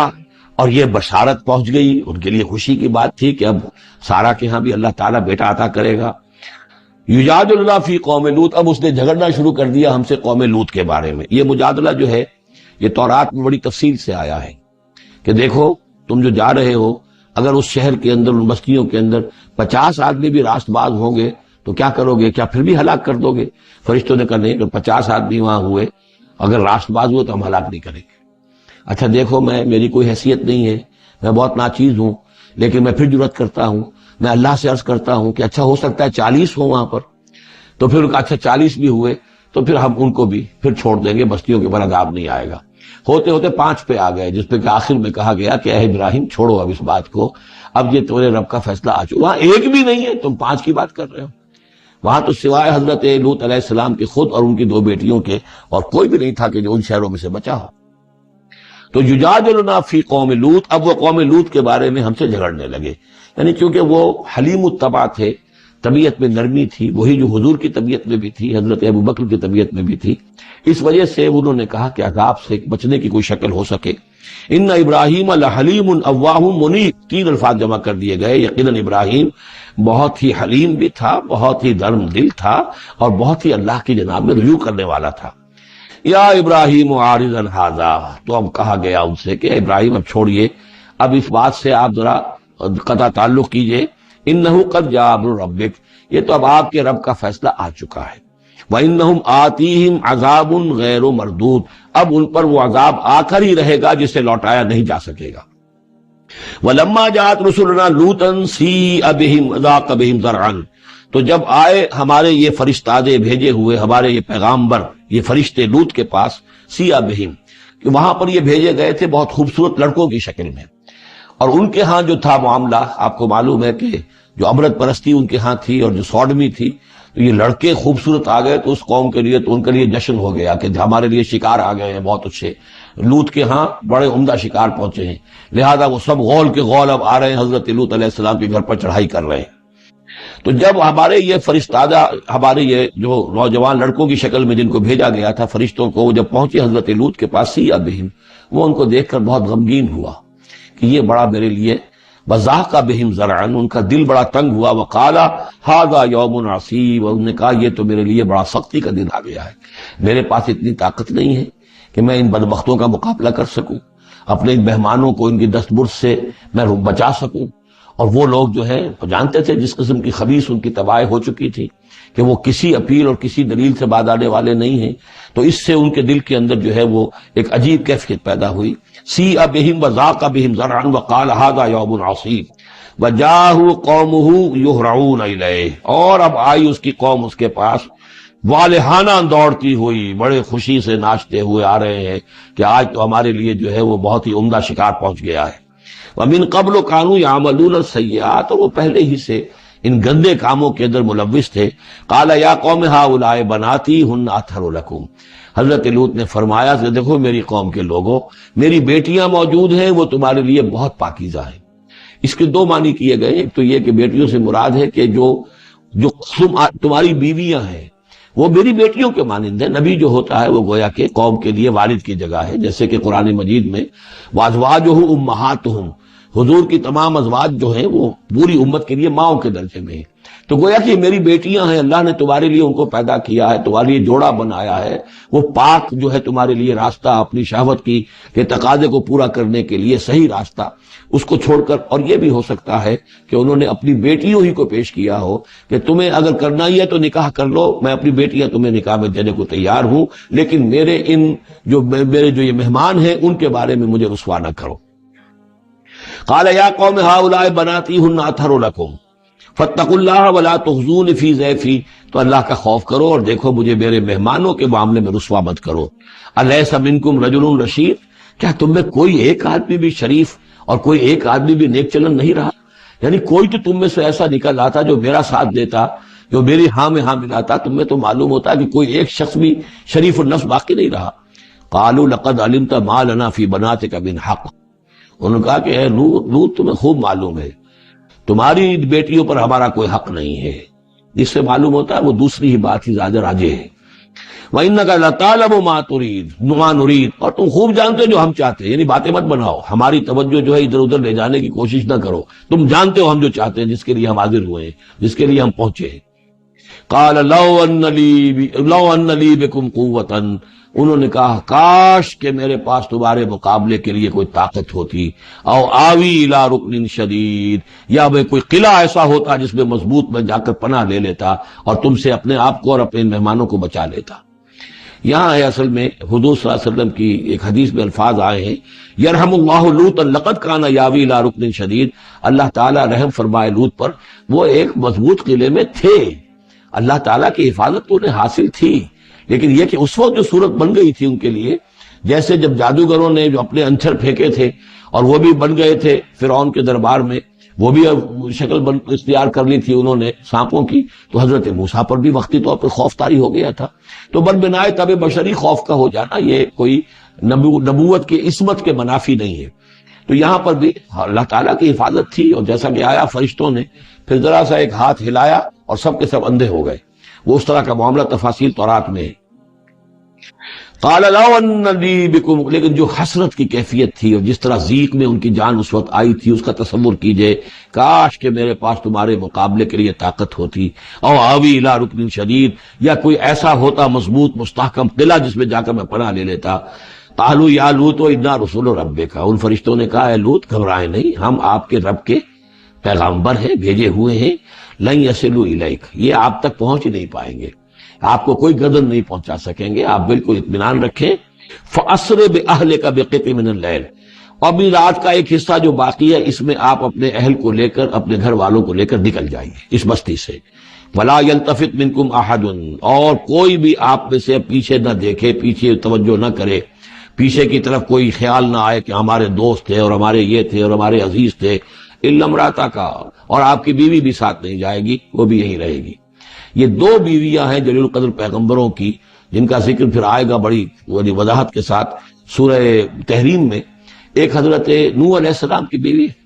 اور ایک حضرت لوط کی بیوی، کہ یہ اگرچہ کہ کانتا تحت عبدین من عبادنا صالحین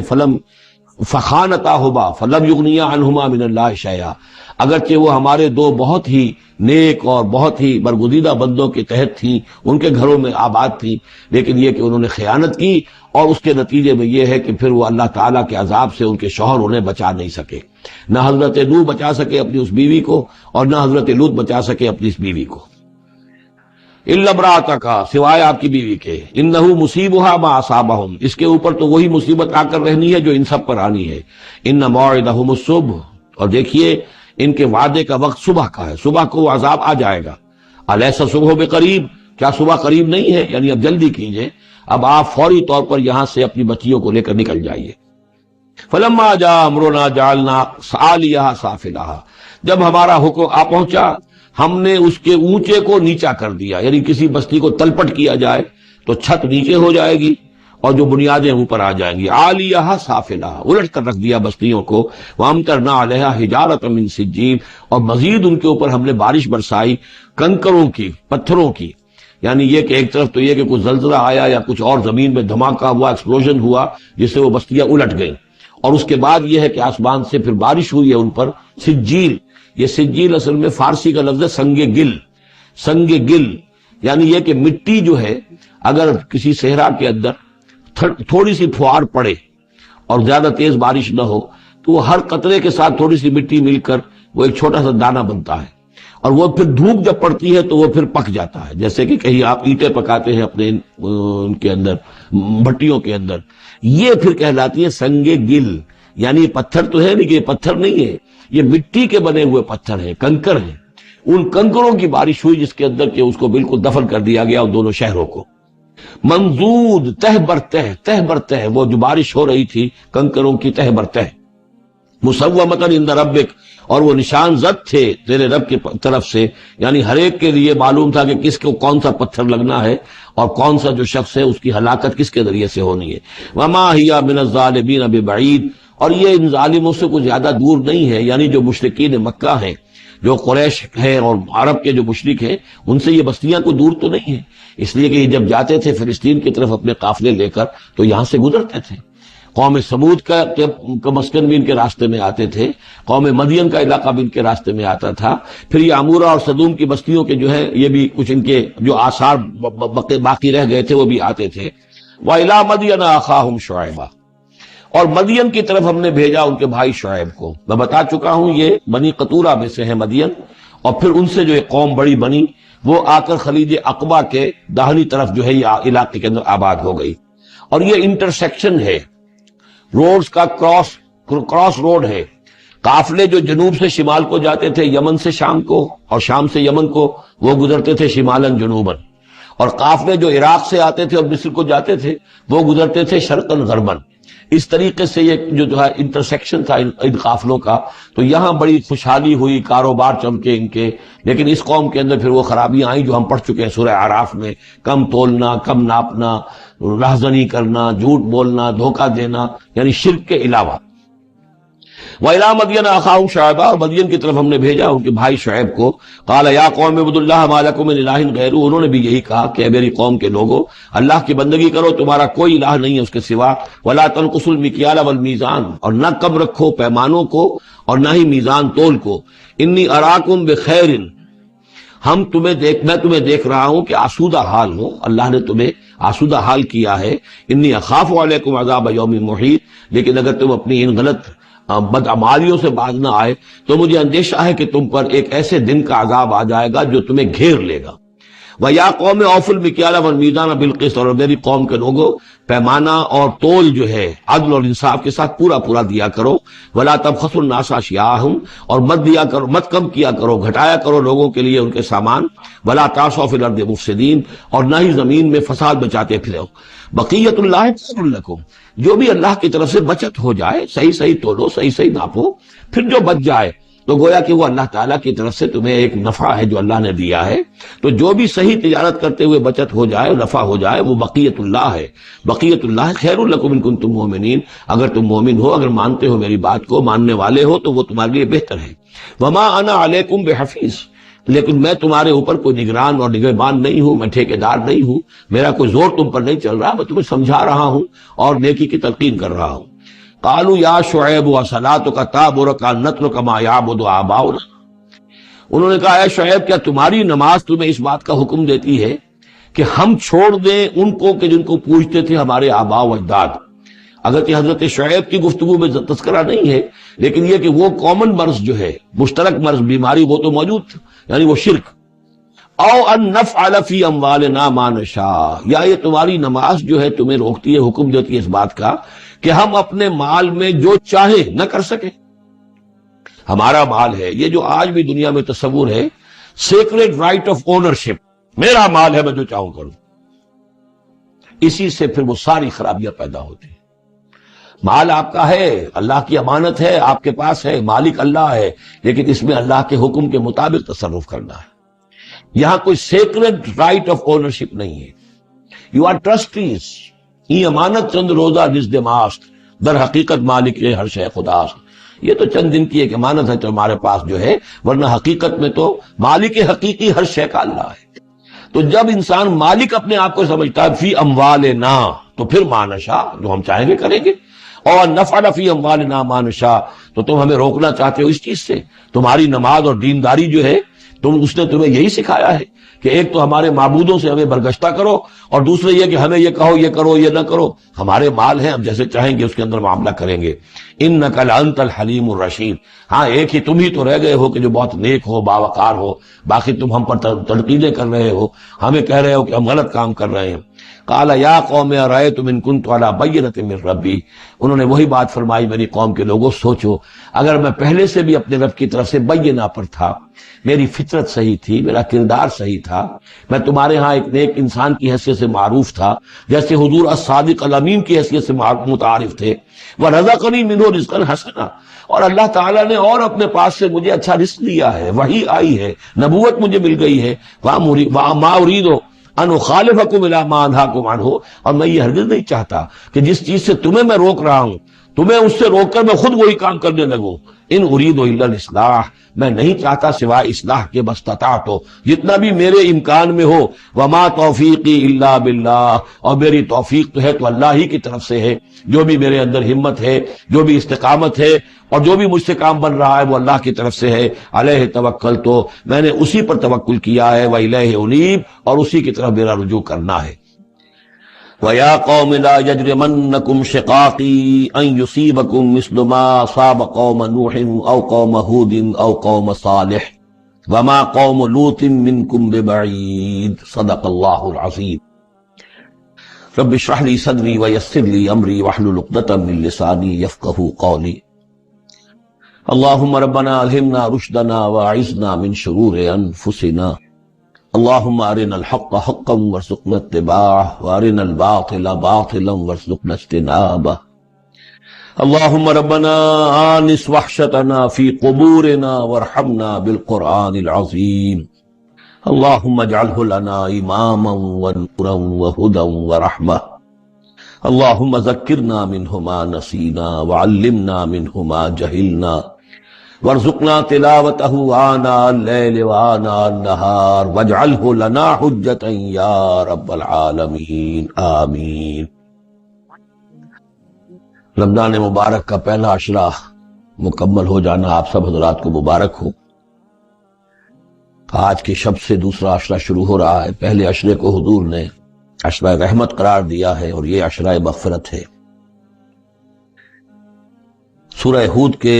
8ویں رکوع میں جو مضمون چل رہا تھا، حضرت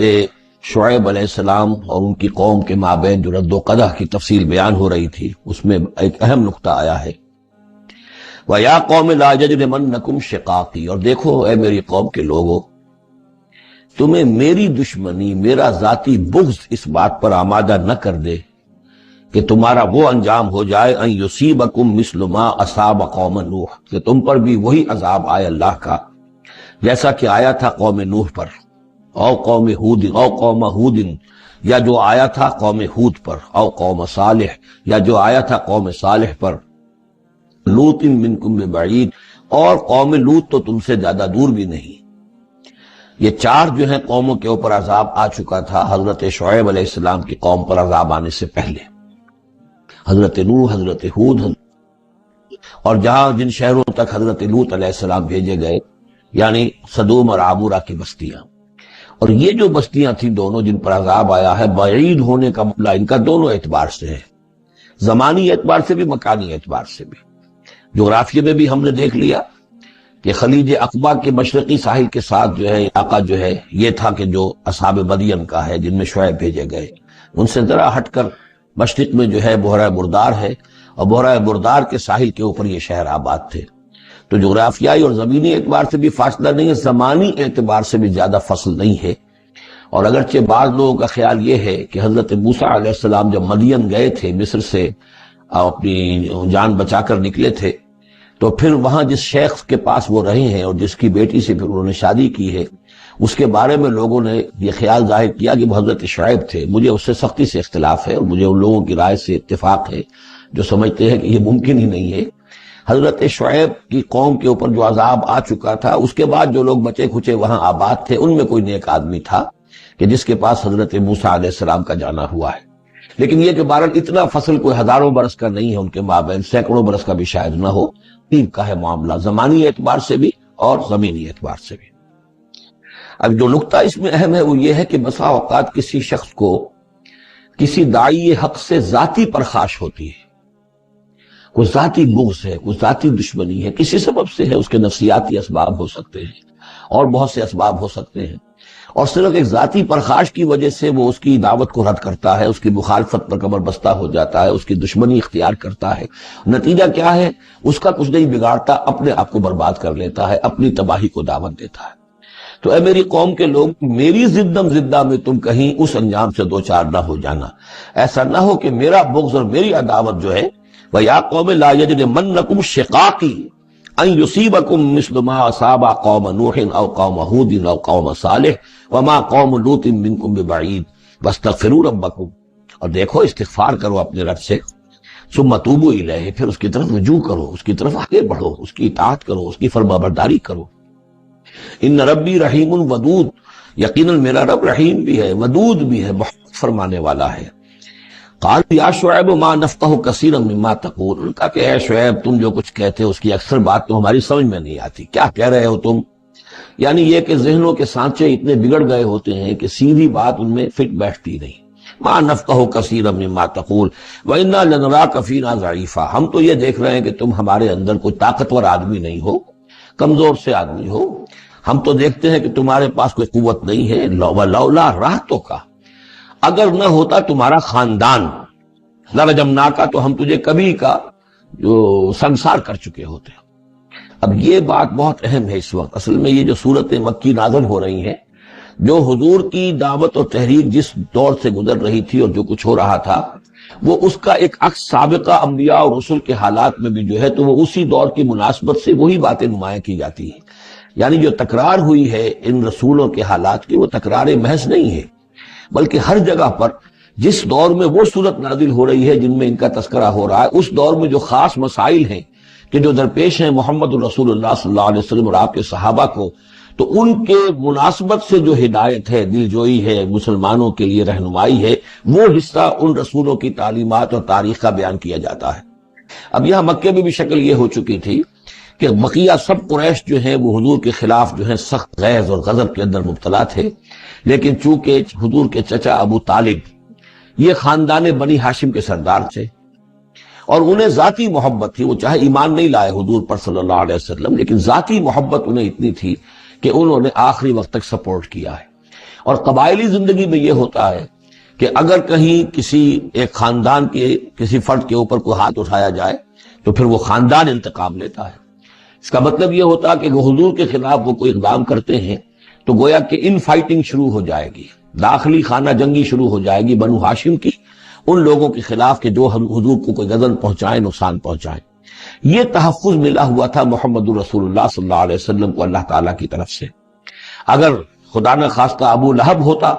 اس سردار، تو کبھی کا حضور کے خلاف کوئی نہ کوئی اقدام وہ کر چکے ہوتے، لیکن چونکہ خاندان بنی ہاشم کی سرداری اس وقت تھی ابو طالب کے پاس، اور انہیں دلچسپی تھی اور محبت تھی، شفقت تھی حضور کے ساتھ، بلکہ کچھ عرصہ جو ہے حضور ان کے سائے عاطفت کے اندر انہوں نے گزارا بھی تھا۔ اس وجہ سے تو یہ نقشہ دکھایا جا رہا ہے کہ آج قریش کے مقابلے میں جس طریقے سے کہ بنو ہاشم کی سپورٹ اور حفاظت جو ہے وہ حضور کے لیے اللہ تعالیٰ نے اسے قلعہ بنا دیا ہے، یہی معاملہ اس وقت تھا کہ حضرت شعیب کا بھی خاندان ان کا پشت بنا تھا۔ وَلَوْلَا رَحْتُكَ، اگر تمہارا خاندان تمہارا پشت بنانا ہوتا اور تمہارا ساتھ نہ دے رہا ہوتا، لَرَجَمْنَاكَ، ہم کبھی کہ تمہیں سنسار کر چکے ہوتی۔ وَمَا أَنْتَ عَلَيْنَا بِعَزِيزٍ، اور ذاتی طور پر تم ہم پر کوئی بھاری نہیں ہو، تو تمہاری کوئی حیثیت نہیں ہے۔ قَالَ يَا قَوْمِ رَحْتِي أَعَزُّ عَلَيْكُم مِّنَ اللَّهِ، انہوں نے کہا اے میری قوم کے لوگوں، کیا میرا یہ خاندان تم پر زیادہ بھاری ہے اللہ سے؟ میرا پشت پناہ تو حقیقتاً اللہ ہے، تم اللہ سے نہیں ڈرتے، میرے خاندان سے ڈرتے ہو۔ رَحْتِي أَعَزُّ عَلَيْكُم مِّنَ اللَّهِ وَاتَّخَذْتُمُوهُمْ وَرَاءَكُمْ ظِهْرِيًّا، اللہ کو تو تم نے اپنی پیٹھوں کے پیچھے پھینکا ہوا ہے، بھلایا ہوا ہے۔ یہ بھی بہت ہی اہم نفسیاتی نکتہ ہے۔ ہوتا یہ ہے کہ ہم دنیا میں ایسے مگن رہتے ہیں کہ اللہ کو ماننے کا عقیدہ تو ہے، لیکن اللہ مستحضر نہیں رہتا، یاد نہیں رہتا۔ یہ ہمارا پورا دنیا کا کاروبار چل رہا ہے، کاز اینڈ ایفیکٹ، علل ہیں، اسباب ہیں، ان کے نتائج نکل جاتے ہیں۔ تو جو کاز اینڈ ایفیکٹ کا جو سلسلہ چل رہا ہے، ہم اس میں اتنے گم ہوتے ہیں کہ مسبب الاسباب جو ہے وہ نگاہوں کے سامنے رہتا ہی نہیں۔ یا یہ کہ ہم اپنے کاموں میں اتنے مشغول ہیں، اپنے کام و دہن کی لذت جو ہے وہی ہمیں جو ہے کوئی فرصت نہیں لینے دیتی، یا یہ کہ بنیادی ضروریات جو ہے وہی ہمیں جو ہے کوئی فارغ نہیں ہونے دیتی، لہذا ہم گم ہو جاتے ہیں۔ کافر کی یہ پہچان کہ آفاق میں گم ہے، اور مومن کی یہ پہچان کہ گم اس میں ہے آفاق۔ لیکن یہ کافر کا معاملہ کیا ہوتا ہے؟ اللہ کو مانتے تو وہ بھی تھے، مانتے تھے مشرکین مکہ بھی، مانتے تو سب تھے اللہ کو، لیکن یہ کہ اللہ کو تو انہوں نے اوجھل کیا ہوا تھا، آنکھ اوجھل پہاڑ اوجھل۔ تم اللہ سے نہیں ڈرتے، میرے خاندان سے ڈرتے ہو۔ وَاتَّخَذْتُمُوهُ وَرَاءَكُمْ ظِهْرِيًّا، اللہ کو تو تم نے اپنی پیٹھوں کے پیچھے پھینکا ہوا ہے، یعنی اسے تو نسیہ منسیہ کیا ہوا ہے، اس کی طرف تمہارا ذہن ہی نہیں ہے۔ ان ربی بما تعملون محیط، جبکہ میرا رب جو کچھ کہ تم کر رہے اس کا احاطہ کیے ہوئے، تمہارا گھیراؤ کیے ہوئے اللہ، تم اس کی گرفت سے نکل کر نہیں جا سکتے ہو۔ یا قوم اعملوا علی مکانتکم انی عامل، اور اے میری قوم کے لوگوں، کرو جو کچھ کر سکتے ہو اپنی جگہ پر، میرے خلاف جو کر سکتے ہو، جو ریشہ دوانیاں کر سکتے ہو، جو اقدام کر سکتے ہو۔ یہ چیلنجنگ انداز جو ہے ان آخری صورتوں میں آپ کو نظر آ رہا ہے، سورہ نام سے چلا آ رہا ہے، اس لیے کہ وہ کشاکش جو تھی حق و باطل کی وہ اس انتہا کو پہنچ چکی تھی کہ اب حضور صلی اللہ علیہ وسلم کی طبیعت کے اندر بھی وہ بیزاری پیدا ہو چکی تھی۔ اب جو کچھ تم کر سکتے ہو کر لو، انی عامل، اپنا سا جو میں کر سکتا ہوں میں کر رہا ہوں، جو کوشش مجھ سے بن آ رہی ہے میں کر رہا ہوں۔ سوف تعلمون، ان قریب تم جان لو گے، من یاتی ہے عذاب یخزی ہے، کون ہے وہ جس پر وہ عذاب آئے گا جو اسے رسوا کر دے گا، ومن ہوا کاذب، اور کون ہے وہ جو جھوٹا ہے، میں جھوٹا ہوں یا تم جھوٹے ہو۔ وارتقبوا انی معکم رقیب، تاکتے رہو، انتظار کرو، میں بھی تمہارے ساتھ اب تاک رہا ہوں، منتظر ہوں۔ ولما جاء امرنا، جب ہمارا حکم آ گیا، نجینا شعیبا، ہم نے نجات دے دی شعیب کو، والذین آمنوا معہ، اور ان کو کہ جو اس کے ساتھ ایمان لائے تھے، برحمت منا، اپنی جانب سے رحمت کے ذریعے، واخذت الذین ظلموا الصیحۃ، اور جو یہ ظالم تھے، گناہ گار تھے، مشرک تھے اور کافر تھے، انہیں آ پکڑا ایک بہت بڑی کڑک نے، فاصبحوا فی دیارہم جاثمین، تو وہ اپنے اپنے گھروں میں اور اپنے ولاز میں اور اپنی کوٹھیوں میں، اپنی حویلیوں میں اوندھے پڑے رہ گئے۔ کأن لم یغنوا فیہا، ایسے ہو گئے جیسے وہ کہیں آباد تھے ہی نہیں۔ الا بعدا لمدین، آگاہ ہو جاؤ، پھٹکار ہے مدین پر، کما بعدت سمود، جیسے کہ سمود پر پھٹکار ہوئی۔ وَلَقَدْ أَرْسَلْنَا مُوسَىٰ بِآيَاتِنَا، میں نے عرض کیا تھا کہ اس سورہ مبارکہ میں حضرت موسیٰ کا بس ذکر آئے گا تھوڑا سا جو آ رہا ہے اب، ورنہ یہ 6 رکوع ختم ہوئے انبیاء و رسل کے، ان میں سے 2 رکوع جو تھے وہ حضرت نوح علیہ السلام کے حالات پر مشتمل تھے، اور باقی سب کے لیے ایک ایک رکوع آیا ہے۔ وَلَقَدْ أَرْسَلْنَا مُوسَىٰ بِآيَاتِنَا وَسُلْطَانٍ مُّبِينٍ إِلَىٰ فِرْعَوْنَ وَمَلَئِهِ، اور ہم نے بھیجا موسیٰ کو اپنی آیات کے ساتھ اور واضح سند دے کر فرعون اور اس کے سرداروں کے پاس، فَاتَّبَعُوا أَمْرَ فِرْعَوْنَ، لیکن ان بدبختوں نے فرعون ہی کی پیروی کی، اسی کے حکم کو مانا، اسی کی بات پر چلے۔ وَمَا أَمْرُ فِرْعَوْنَ بِرَشِيدٍ، حالانکہ وہ فرعون کا معاملہ جو ہے وہ کوئی کامیابی والی راہ نہیں تھی، ہدایت والی راہ نہیں تھی۔ يَقْدُمُ قَوْمَهُ يَوْمَ الْقِيَامَةِ، اب قیامت کے دن وہ آئے گا آگے آگے چلتا ہوا، اپنی قوم کی قیادت کرتے ہوئے آئے گا، آگے آگے آئے گا۔ یوم القیامت، پیچھے پیچھے اس کی قوم آ رہی ہوگی، فَأَوْرَدَهُمُ النَّارَ، اور پھر وہ لا کر آگ کے گھاٹ پر انہیں اتار دے گا، جہنم تک پہنچا دے گا۔ وَبِئْسَ الْوِرْدُ الْمَوْرُودُ، اور وہ بہت ہی برا گھاٹ ہے جس پر اترا جائے، جیسے کوئی پانی پینے کے لیے جانور آتے ہیں، ان کا کوئی سردار جو ہے وہ آگے آگے آ رہا ہو، سب گھاٹ پر وہ اپنے پھر پورے قافلے کو لے آتا ہے، اسی طریقے سے یہ جہنم کے گھاٹ پر، اس آگ کے گھاٹ پر لا اتارے گا فرعون اپنی قوم کو۔ وَأُتْبِعُوا فِي هَٰذِهِ لَعْنَةً، اور اس دنیا میں بھی ان پر لعنت جو ہے ان کے پیچھے لگا دی گئی، وَيَوْمَ الْقِيَامَةِ، اور قیامت کے دن بھی، بِئْسَ الرِّفْدُ الْمَرْفُودُ، برا ہے وہ انعام جو ان کو ملنے والا ہے۔ ذَلِكَ مِنْ أَنْبَاءِ الْقُرَىٰ، یہ ہیں ان بڑی بڑی بستیوں اور بڑے ملکوں کے اہم خبریں، نَقُصُّهَا عَلَيْكَ، جو کہ ہم آپ کو سنا رہے ہیں، بیان کر رہے ہیں آپ پر۔ مِنْهَا قَائِمٌ وَحَصِيدٌ، ان میں سے ایسی بھی ہیں جو ابھی قائم ہیں، موجود ہیں، اور ایسی بھی ہیں کہ جو بالکل ختم ہو گئی، معدوم ہو گئی۔ حصید کا لفظ اصل میں آتا ہے کھیتی کے لیے، جبکہ فصل کاٹ دی جائے، فصل کٹ گئی ہو تو جو منظر نظر آتا ہے وہاں پر جو ویرانی ہوتی ہے۔ تو بعض مقامات تو ایسے ہیں جہاں یہ قومیں آباد تھی تو اب ان کا نام و نشان تک نہیں رہا، جیسے کہ قوم عاد کہاں تھی، اب ان کا نام و نشان نہیں، اگرچہ ابھی حال ہی میں سیٹلائٹ کے ذریعے سے ان کا جو شہر ہے اور شداد کی جو جنت تھی اس کے آثار مل گئے ہیں، لیکن یہ کہ وہ زیر زمین ہے، سطح زمین کے اوپر ان کا کوئی نام و نشان نہیں۔ لیکن یہ کہ جیسے سمود کے مسکن جو ہے وہ بھی موجود ہیں، منہا قائم وحصید،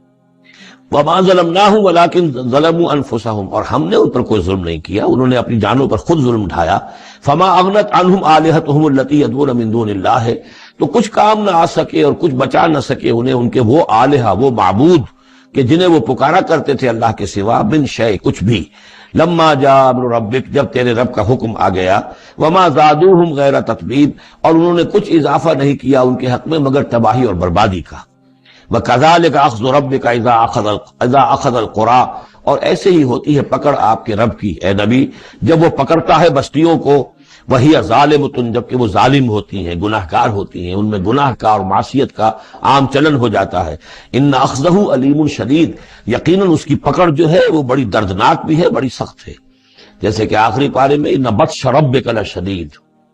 ان فی ذلک لآیۃ لمن خاف عذاب الآخرہ، یقیناً اس میں نشانی ہے ان کے لیے کہ جو آخرت کے عذاب سے ڈرتے ہوں۔ ذالک یوم مجموع لہ الناس، وہ دن ہے کہ جس کے لیے لوگوں کو لامحالہ جمع کیا جائے گا۔ وذالک یوم مشہود، اور وہ دن ہے پیشی کا، سب کو پیش ہونا ہے۔ وما نؤخرہ الی اجل معدود، اور ہم اسے ایک وقت معین تک کے لیے مؤخر کیے ہوئے ہیں، ایک وقت معین ہے اس کا، معدود ہے، گنتی کی گئی ہے اس کی، یہ نہیں ہے کہ کبھی نہیں آئے گا، آئے گا وہ دن۔ یوم یاتی، جس دن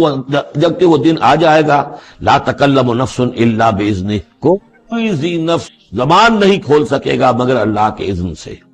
فمنہم شقی و سعید، تو انسانوں میں سے شقی بھی ہوں گے، بدبخت بھی ہوں گے، سعید بھی ہوں گے، نیک بخت ہوں گے۔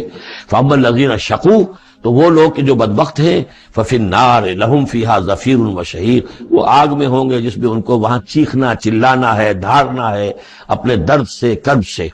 خالدین فیہا، اس میں وہ ہمیشہ ہمیش رہیں گے، ما دامت السماوات والارض، جب تک کہ رہے آسمان اور زمین، الا ما شاء ربک، سوائے اس کے کہ جو چاہے تیرا رب۔ یہ ذرا مشکلات القرآن میں سے یہ مقام ہے، یہ واحد مقام ہے کہ جہاں خالدین فیہا ابدا یا خالدین فیہا، اس میں کچھ استثناءات بھی آئی ہیں کہ کب تک یہ رہے گا، جہنم کب تک رہے گی، ما دامت السماوات والارض، جب تک آسمان اور زمین رہیں۔ اب اس سے مراد ابدیت بھی ہو سکتی ہے، اور اس میں کوئی اشارہ بھی ہو سکتا ہے کہ شاید کبھی کوئی وقت آئے کہ یہ جو آسمان اور زمین کی ایک تخلیق اللہ نے کی ہے، ایک خاص اس کا نظام ہے، ایک وقت میں آ کر یہ نظام بدل جائے، پھر کوئی اور آسمان، کوئی اور زمین تخلیق فرمائے۔ بہرحال اس وقت تک جب تک کہ یہ آسمان اور زمین باقی رہیں گے تو یہ جو جہنمی لوگ جو ہیں وہ جہنم میں رہیں گے۔ اس میں بھی ایک استثناء، الا ما شاء ربک، اللہ کا اختیار ہے، اگر کسی کو چاہے اس میں سے نکالنا تو اس کا اختیار مطلق ہے، جیسا کہ ہم نے عرض کیا، کئی دفعہ عرض کیا ہے کہ جیسے اہل سنت کے نزدیک اللہ تعالیٰ کے بارے میں ہم یہ نہیں کہہ سکتے کہ وہ اس پر عدل کرنا واجب ہے، لیکن یہ کہ وہ عدل کرے گا۔ اسی طریقے سے یہ بات کہ اللہ تعالیٰ کا اختیار مطلق ہے، وہ کسی کو چاہے تو نکال لے، لیکن ہم یہ جانتے ہیں کہ کفار کے لیے یہ جہنم جو ہے وہ ابدی ہے، اللہ نکالے گا نہیں، واللہ عالم۔ ان ربک فعال لما یرید، یقیناً آپ کا رب جو ہے جو ارادہ کر لے اس کو کر گزرنے والا ہے۔ واما الذین سعیدوا، اور جو لوگ نیک بخت ثابت ہوں گے، ففی الجنت خالدین فیہا، اور وہ جنت میں رہیں گے ہمیشہ ہمیش، ما دامت السماوات والارض، جب تک رہے آسمان اور زمین، الا ما شاء ربک،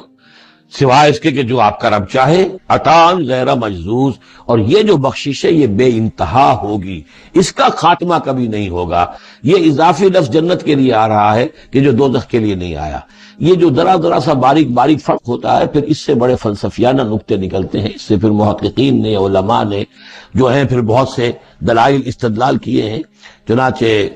حافظ ابن تیمیہ رحمہ اللہ اور شیخ ابن عربی دونوں کی ایک رائے ہے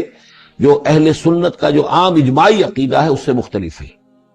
اہل سنت کا اجماعی عقیدہ یہ ہے کہ جنت اور دوزخ دونوں ابدی ہیں، ہمیشہ ہمیشہ ہمیشہ ہمیشہ، کوئی اختتام نہیں ہے نہ جنت کا نہ دوزخ کا۔ لیکن امام ابن تیمیہ رحمہ اللہ اور شیخ اکبر جو صوفیاء کے ہیں، شیخ ابن عربی، اگرچہ ان دونوں میں بڑی بود ہے بہت سی چیزوں کے اندر، اور امام ابن تیمیہ جو ہے وہ بہت ہی سخت تنقید کرتے ہیں اور سخت الفاظ استعمال کرتے ہیں شیخ ابن عربی کے لیے، محی الدین ابن عربی، لیکن یہ کہ اس معاملے میں ان دونوں کی رائے ایک ہے، اور وہ یہ ہے کہ جنت تو ابدی ہے، دوزخ ابدی نہیں ہے۔ ایک وقت آئے گا، چاہے وہ ارب سال کے بعد آئے، وہ ابد ہمارے اعتبار سے ابدی ہو، ہمارے اعتبار سے انفائنائٹی ہوگا، لیکن یہ کہ ایک وقت آئے گا کہ جہنم ختم ہو جائے گی۔ یہ ان کی رائے ہے، واللہ اعلم۔ فلا تک فی مریۃ مما یعبد ہؤلاء، تو تمہیں کوئی شک نہ رہے ان چیزوں کے بارے میں جن کو یہ لوگ پوج رہے ہیں۔ ما یعبدون الا کما یعبد آباؤہم، نہیں پوج رہے یہ مگر ایسے ہی جیسے کہ ان کے آباء و اجداد پوجتے رہے ہیں من قبل، اس سے پہلے۔ وَإِنَّا لَمُوَفُّوهُمْ نَصِيبَهُمْ غَيْرَ مَنقُوصٍ، اور ہم انہیں ان کا جو اجر اور ثواب اور ان کا بدلہ ہے، حق ہے، پورا دے دیں گے بغیر کسی کمی کے۔ وَلَقَدْ آتَيْنَا مُوسَى الْكِتَابَ فَاخْتُلِفَ فِيهِ، اور موسیٰ کو ہم نے کتاب دی تھی پھر اس میں اختلافات پیدا کر دیے گئے۔ وَلَوْلَا كَلِمَةٌ سَبَقَتْ مِنْ رَبِّكَ لَقُضِيَ بَيْنَهُمْ، اور اگر نہ ہوتی ایک بات تیرے رب کی پہلے ہی سے طے، یعنی ایک مدت اور جو ہے اللہ کی طرف سے معین ہے، تو ان کے مابین فیصلہ کر دیا جاتا۔ وَإِنَّهُمْ لَفِي شَكٍّ مِّنْهُ مُرِيبٍ، اور اب تو حقیقت میں یہ لوگ جو ہے وہ تورات اس کتاب کے بارے میں شک و شبہات میں مبتلا ہو گئے۔ یہ بات جو ہے سورہ شورى میں کھل کر آئے گی کہ رسولوں کو جو کتابیں دی جاتی ہیں ان کے وارث بنتی ہے پھر ان کی امت، اور جب یہ اس امت کے اندر جب زوال آتا ہے، اضمحلال آتا ہے، بے عملی آتی ہے، تو اس بے عملی کے نتیجے میں پھر ایک نتیجہ یہ نکلتا ہے کہ پھر کتاب کے بارے میں بھی یقین پورا ان کے اندر نہیں رہتا کہ یہ واقعتاً اللہ کی کتاب ہے، بلکہ اس کے بارے میں بھی ان کے اندر شکوک و شبہات پیدا ہو جاتے ہیں۔ وَإِنَّ كُلًّا لَمَّا لَيُوَفِّيَنَّهُمْ رَبُّكَ أَعْمَالَهُمْ، اور لازماً یہ جتنے بھی لوگ ہیں ان سب کو اے نبی آپ کا پروردگار ان کے اعمال کا پورا اجر دے گا، بدلہ دے گا۔ إِنَّهُ بِمَا يَعْمَلُونَ خَبِيرٌ، جو کچھ یہ کر رہے ہیں وہ اس سے باخبر ہے۔ فَاسْتَقِمْ كَمَا أُمِرْتَ وَمَنْ تَابَ مَعَكَ، تو اے نبی آپ ڈٹے رہیے جیسا کہ آپ کو حکم ہوا ہے، اور جو لوگ بھی جنہوں نے توبہ کی ہے آپ کے ساتھ، یعنی توبہ کی ہے، وہ شرک سے باز آئے ہیں، کفر کو چھوڑا ہے، ایمان لائے ہیں، پلٹ آئے ہیں آپ کے ساتھ، وَلَا تَطْغَوْا، اور اب آگے نہ بڑھیے، حد سے تجاوز نہ کیجیے۔ یہ تجاوز یہ بھی ہو سکتا ہے کہ عذاب کی جلدی کریں، کہ جلدی اب اللہ تعالیٰ فیصلہ چکا دے۔ تجاوز یہ بھی ہو سکتا ہے کہ کہیں غصے میں آ جائیں اور لوگوں کی مخالفت کے اوپر جو ہے وہ اپنا جو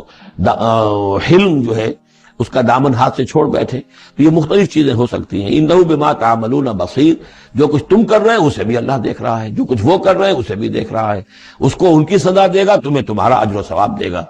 وَلَا تَرْكَنُوا إِلَى الَّذِينَ ظَلَمُوا، اور دیکھو ان ظالموں کی طرف کوئی جھکاؤ پیدا نہ ہو جائے تمہارے اندر، رشتہ داری کی وجہ سے، دوستی کی وجہ سے، تمہاری ان کے ساتھ جو پرانے مراسم چلے آ رہے ہیں، اگر کہیں اس کی وجہ سے تم ان کی طرف جھک جاؤ گے، فَتَمَسَّكُمُ النَّارُ، تو تمہیں بھی آگ پکڑ لے گی،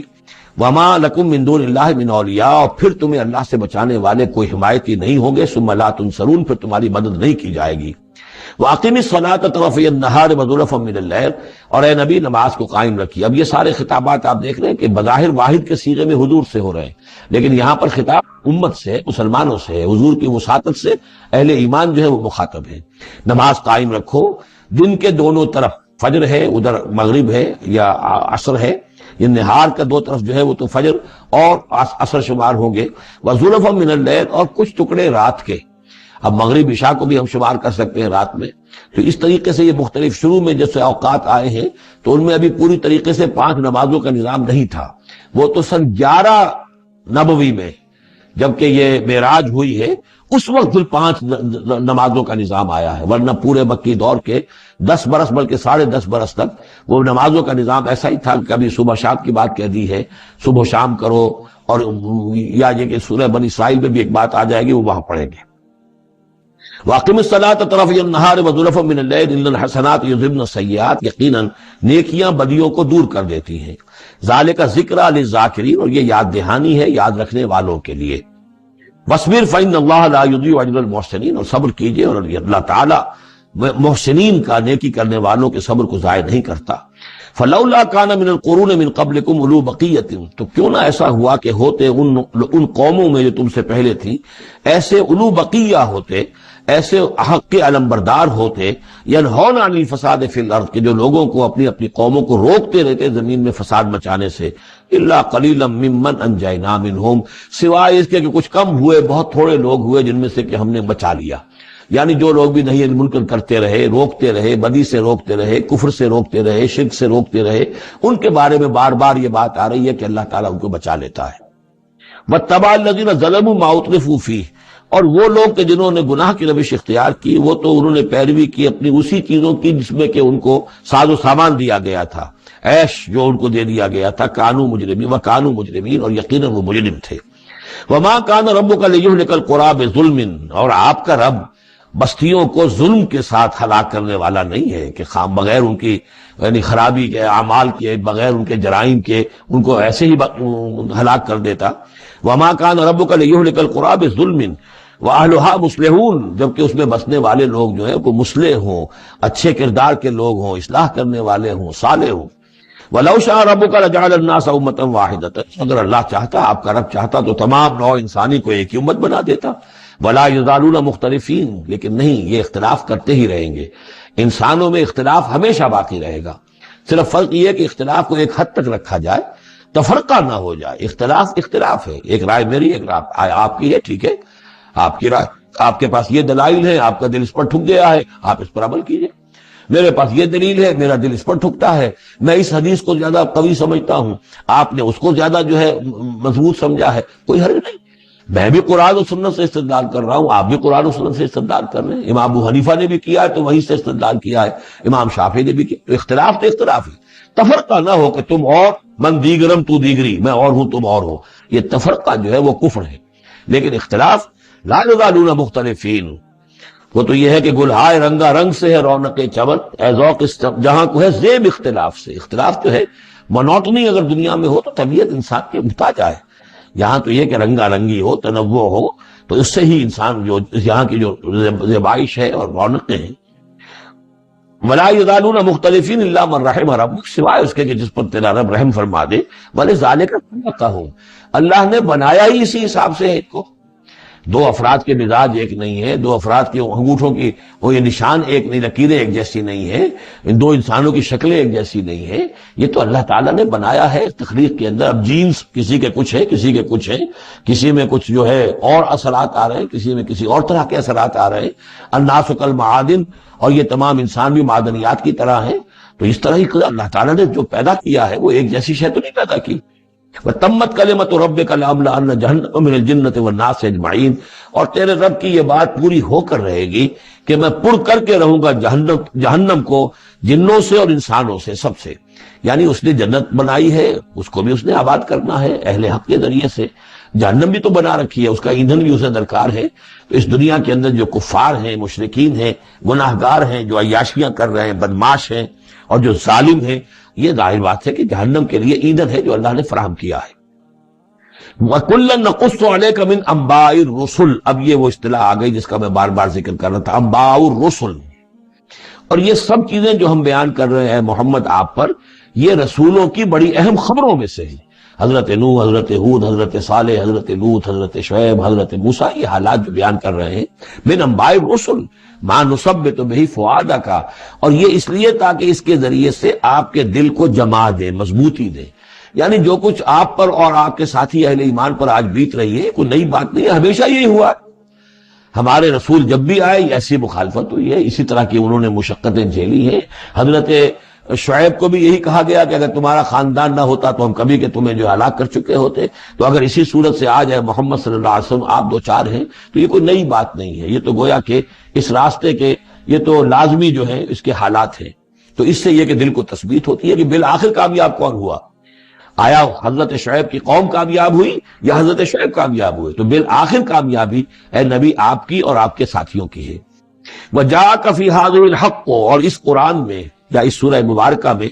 آپ کے پاس حق آ گیا ہے، وَمَوْعِظَةٌ، اور نصیحت آ گئی ہے، وَذِکْرَىٰ، اور یاد دہانی آ گئی ہے، لِلْمُؤْمِنِينَ، اہل ایمان کے لیے۔ وَقُلْ لِلَّذِينَ لَا يُؤْمِنُونَ، اور کہہ دیجئے ان لوگوں سے جو ایمان نہیں رکھتے، اعملوا علی مکانتکم، کر لو اپنے مقام پر جو کچھ کر سکتے ہو۔ اب کوئی اختلاف، کوئی بھی اپنا دقیقہ فروگزاشت نہ رکھو، میری مخالفت میں، میری جو بھی تم دشمنی میں کر سکتے ہو کر گزرو۔ انا عاملون، ہم بھی اب کر رہے ہیں جو کچھ ہم کر سکتے ہیں۔ وانتظروا انا منتظرون، تم بھی انتظار کرو کہ اللہ تعالیٰ کیا فیصلہ سناتا ہے اور آخری بات کیا آتی ہے، اور ہم بھی منتظر ہیں۔ وَلِلَّهِ غیب السماوات والارض، اور اللہ ہی کے لیے ہے آسمانوں اور زمین کا تمام چھپی باتیں اور تمام چھپے خزانے۔ وَإِلَيْهِ يُرْجَعُ الْأَمْرُ كُلُّهُ، اور کل کا کل معاملہ بالآخر اسی کی جانب لوٹا دیا جائے گا۔ فَاعْبُدْهُ، بس اسی کی بندگی اور پرستش کیجئے، وَتَوَكَّلْ عَلَيْهِ، اور اسی پر توکل کیجئے، آپ کا اعتماد اور بھروسہ اسی کی ذات پر ہو۔ وَمَا رَبُّكَ بِغَافِلٍ عَمَّا تَعْمَلُونَ، اور یقیناً آپ کا رب غافل نہیں ہے اس سے کہ جو آپ کر رہے ہیں۔ یہاں اللہ کے فضل و کرم سے سورہ ہود مکمل ہوئی، جیسا کہ میں نے عرض کیا تھا کہ